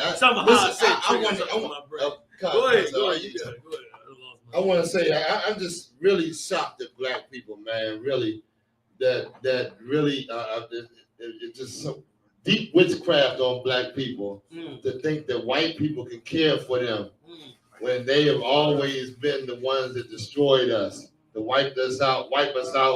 You know what I mean? So many years, and we still talking about the same issues that these white people are doing to us, and black people still got some kind of hope that this white person, that white people will try to treat them right. White people hate you like they hate the Lord's Sabbath. That's right. They hate you like, they hate you having more than one wife. That's right. Or you rocking the shield. Or you doing, you know what I'm saying? They hate us like they hate the Lord. Because really, if I could, really, black people, man, are supposed to be the ones, they know that we the representatives of the Most High. You know what I mean? And they know that the things they've done against us, that one day they're going to have to pay for. That's right. And that's why they keep they keep coming against us and killing us and all that, because really that hatred that the Lord put between, a lot of people don't understand the scriptures. When the Lord say, if I can get Genesis 3:16 real quick, where he said he gonna put hatred between the serpent seed and the woman. That's right. The seed of the woman, meaning her family, right, and the serpent's family. That's right. Because a lot of people don't understand that scripture. You know what I mean? It's so deep. It's real deep, because that hatred is carrying on until to this day. To this day. And if I could, while he pulling that, just I'm gonna get right back. You got it already? He's too fast for me. real quick. And what's sad about it is we the ones fighting to love them. Right. You understand? Like we keep going that route because we so tired of, we already exhausted with having to hate them and having to really deal with our true feelings about what they do. Once again, the OJ trial. The OJ trial, black people was cheering. Why? Because black people wanted victory over these white people for once. Right. They're not because of OJ, but because of the pain of the oppression of black people. We want the victory over. But we so tired of fighting for it that we turn around and instead join loving them. And instead, it's so much easier to love them, ignore all that they doing to your people, and then just hope that one day they will be kind to you. Like that feels better than having to resist. I see it with fake Israelite groups. They all capitulate, fall in love, and they all ready to get, kumbaya and, kiss and hug and love white people and love, all the evil that they do because they don't want to have to resist.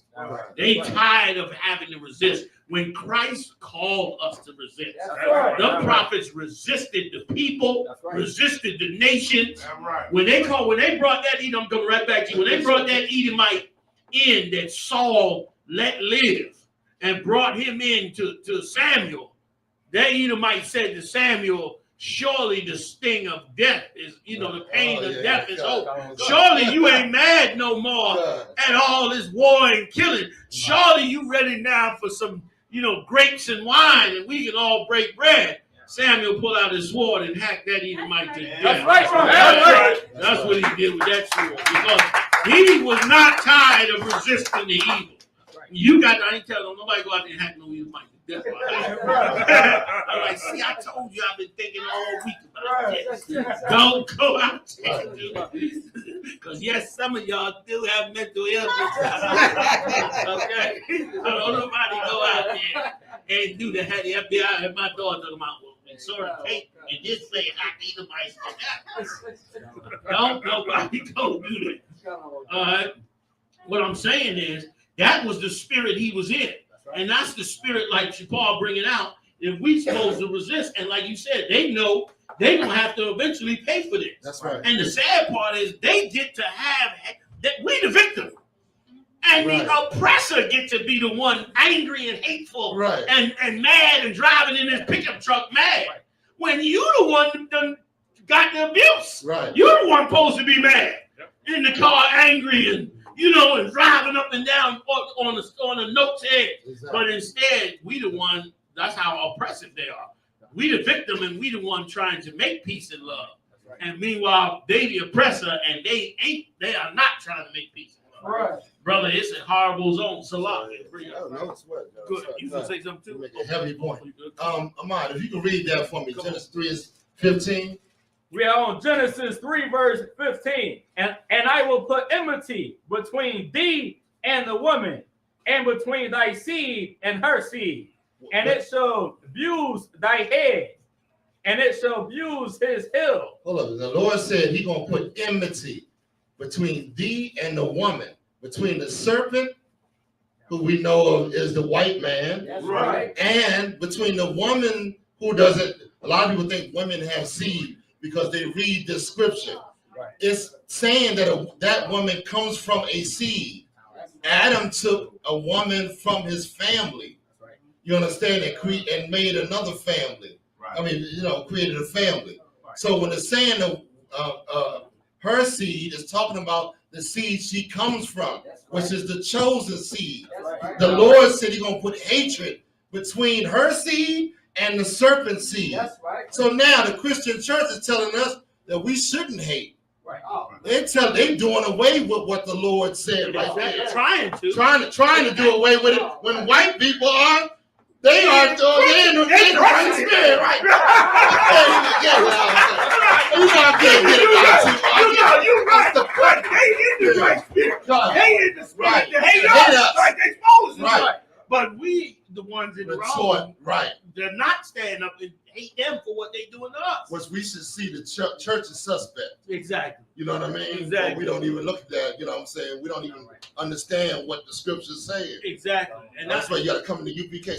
No, go ahead. I want you to finish. That was what you were bringing out.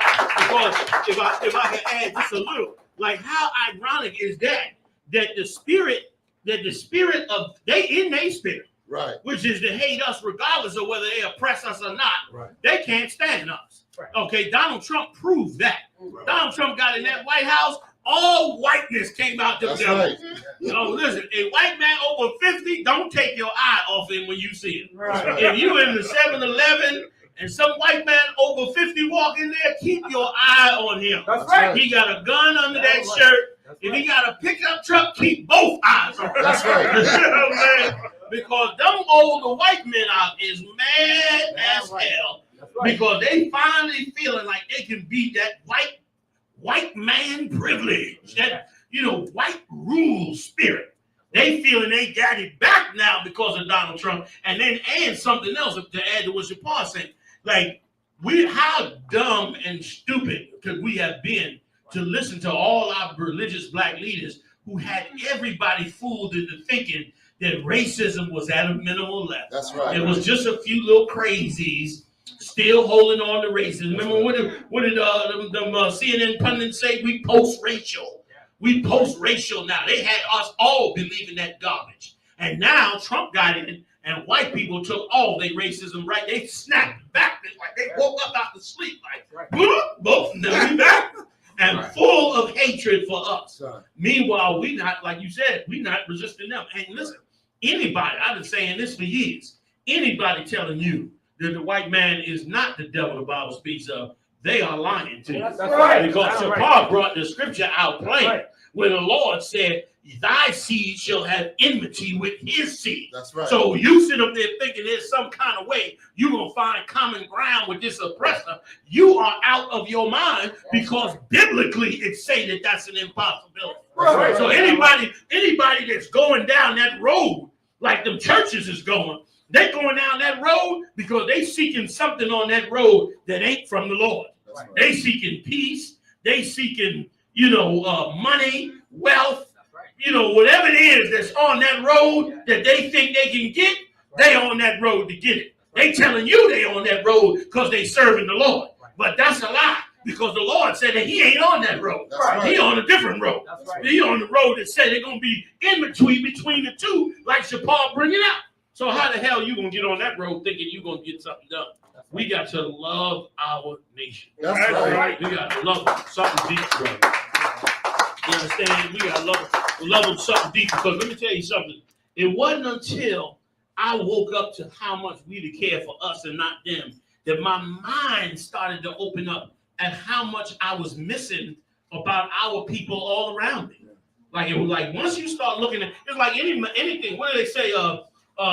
Something is the mother of invention. How that term go? Necessity.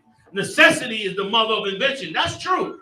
When you in a situation where you got a necessity, where you in a need, then you gonna invent a way to do what it is that you need to do. But if you believe your oppressor really love you, ain't gonna take care of you, ain't gonna give you everything you need, then you don't think you need anything. So you're not trying to invent no way to survive. Right. So when that oppressor do like he did in Detroit, pull out all his businesses, he buries your city. That's why right. He buries your city? Right. Because you didn't think you needed anything because you trusted him. That's right. When you should have been looking at him like he was not the friend, but that he was the devil. Right. Then you gonna say to yourself, we need this. Let me tell you something. Reality come in there. You don't need diamonds no more. All that, what do you need diamonds for? You need other things to survive. You need food, clothing, and shelter and things like that. I got about 3 minutes. Let me do this last story, y'all, because this is a good one right here. This is our Latino community is in hell, up under these people out. Like that President Salaki. That president, brother, and gave the green light to abuse our brothers, man. That's right. And brother, and they hiding and suppressing it every way they can. And them Latino, let me tell you something, them Latino leaders, them bastards in them Latino churches keeping it quiet too. That's right. Like they supposed to be translating all these horrors and getting these translations out to us so that everybody see what's going on. By the time they get this information on what is happening to the Latino tribes out, it'll be a Holocaust under these bastards, man. Go and read the story, Haas, if you could. Come on. San Jose Tyler bitten by police dog. And if I could, Salaki, Haas, one more sidebar. When I'm watching that show from the 90s, all the stories got to do with blacks, Latinos, and Native Indians. Now, they didn't have the truth. They doing a documentary of the 90s. They didn't have the truth. Meanwhile, the stories is all Black, Latino, and Native Indian. Why is it these three is the main one targeted? I'll tell you why. Because them same founding fathers, the Masons, them secret groups, they all know who the 12 tribes are. Right. Adam Weishaupt, all of them cats knew who the 12 tribes were, and they knew what they were doing. They knew who they had to keep oppressed to keep their society going. Remember, they studied them Egyptian record. You Negroes think, them Negroes out here thinking they studied Egypt. You ain't studied no Egypt. Right. Them Masons studied Egypt. Right. And they studied how the society went. Why they had why you think you got every religion here? Ain't no religions banned in America for a reason. The whole reason is because they understood that the Egyptian Empire had all these gods to appease all types of people. Right. Why? So that they could bring them all into Egypt to make Egypt wealthy and powerful. That's right. And that's how they made it wealthy. This ain't no mistake. Right. This empire was built as a carbon copy of ancient Egypt. Right. And it was built with the knowledge of knowing that if we build it the same way, if we put the slaves in it, we will have the greatest empire in the world, and they got the greatest empire in the world. Only problem is they ain't counting on what happened to ancient Egypt happening again. Go on, Haas. Tell them about this. San Jose Tyler bitten by police dog as they search for wanted felon. Go ahead. The girl is recovering from 6 stitches, and now the family is demanding answers from the department.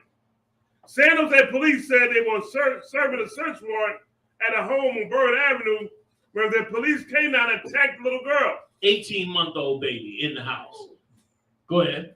The police dog bit and dragged 18-month-old Arabella onto the floor off the couch. As officers said, they had searched for a wanted felon. Like these is monsters, man. Okay, and I'm gonna shorten the story since the time is up. They kicked. You got the video of it? They kicked before you read the video, brother. They kicked the door and take the grandmother out the house because you know they're coming in aggressive. They ain't listening to a damn thing you saying.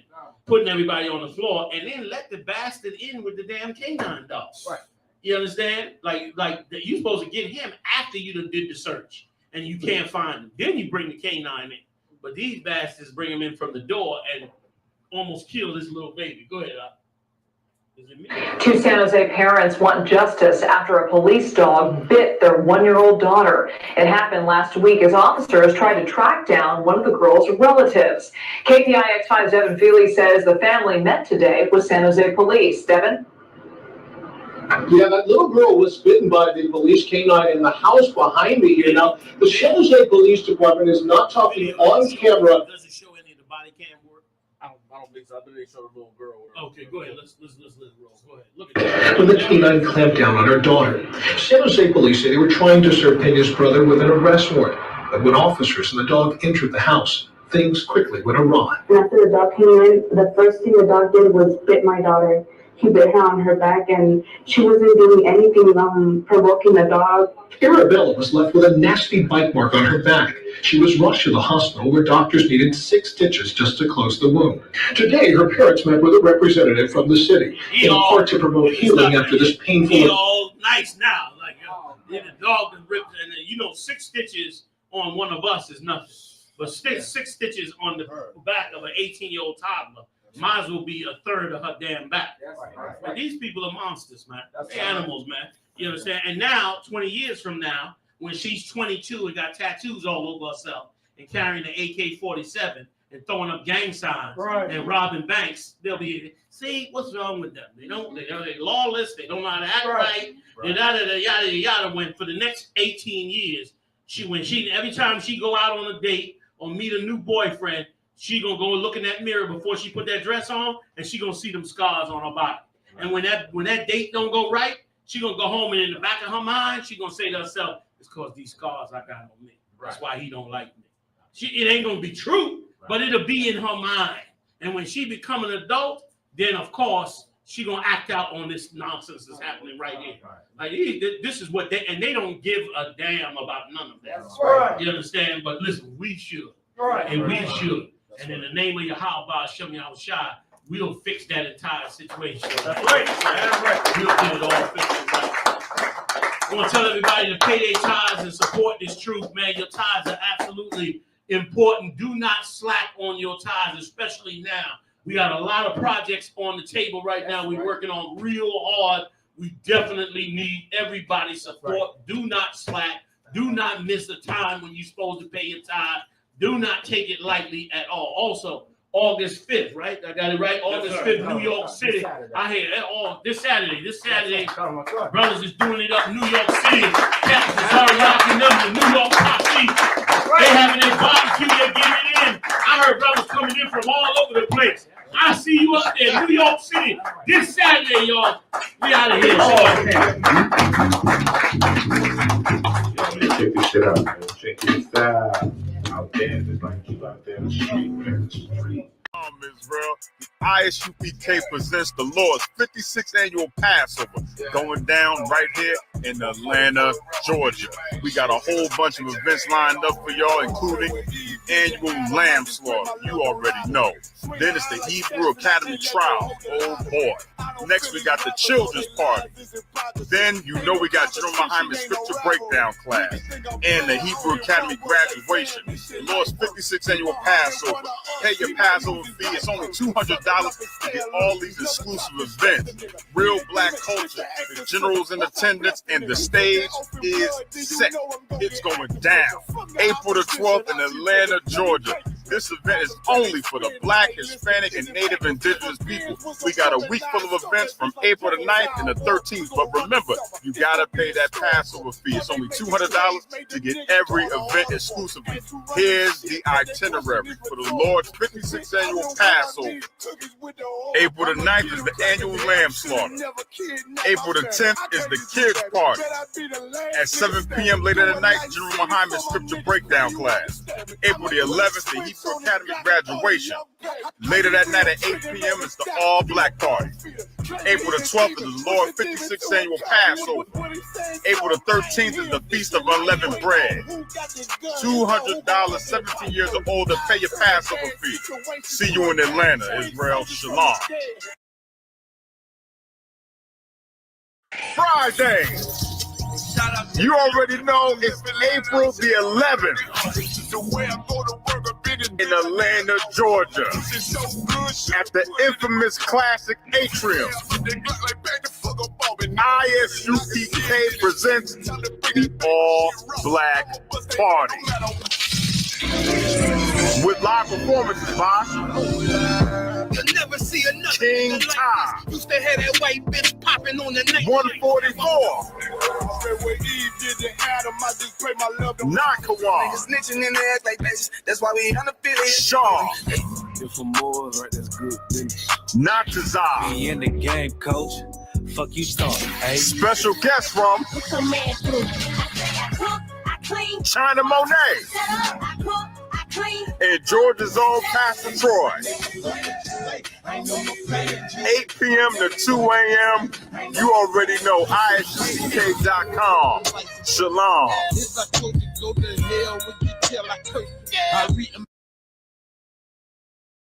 Let me find out. I was moving stuff out of the vault.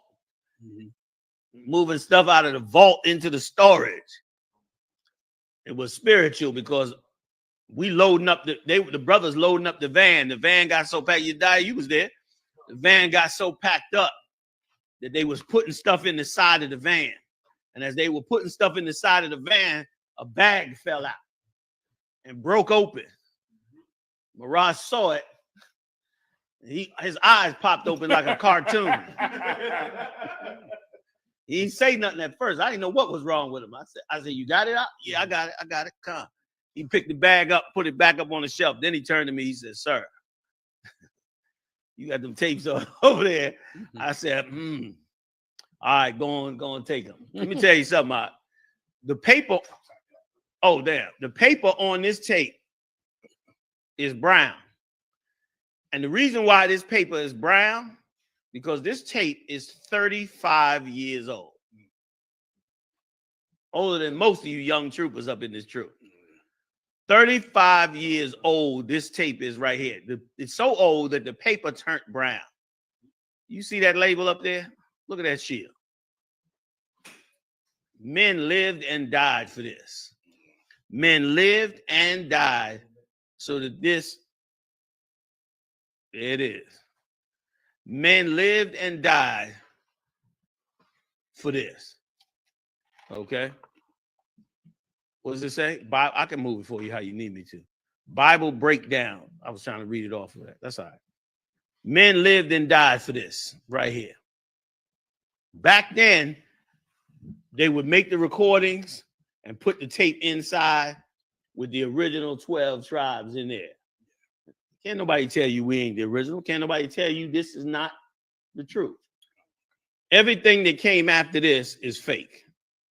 Everything that came after this was somebody trying to create something for themselves, not for Yahushua. A real man of the Lord would have come into the work of the Most High and gotten his penny. Instead, like the scriptures say, if you go another way, you're like a thief. That's right. Look at that there. 1 West, 125th Street. Even had an 800 number. Shalom. You know what I'm saying? Like, that's how we got down. So like I didn't mean to run so long on it. So Marah has a whole bunch of those tapes, and he's going through them now, and he's going to be bringing them tapes out, man.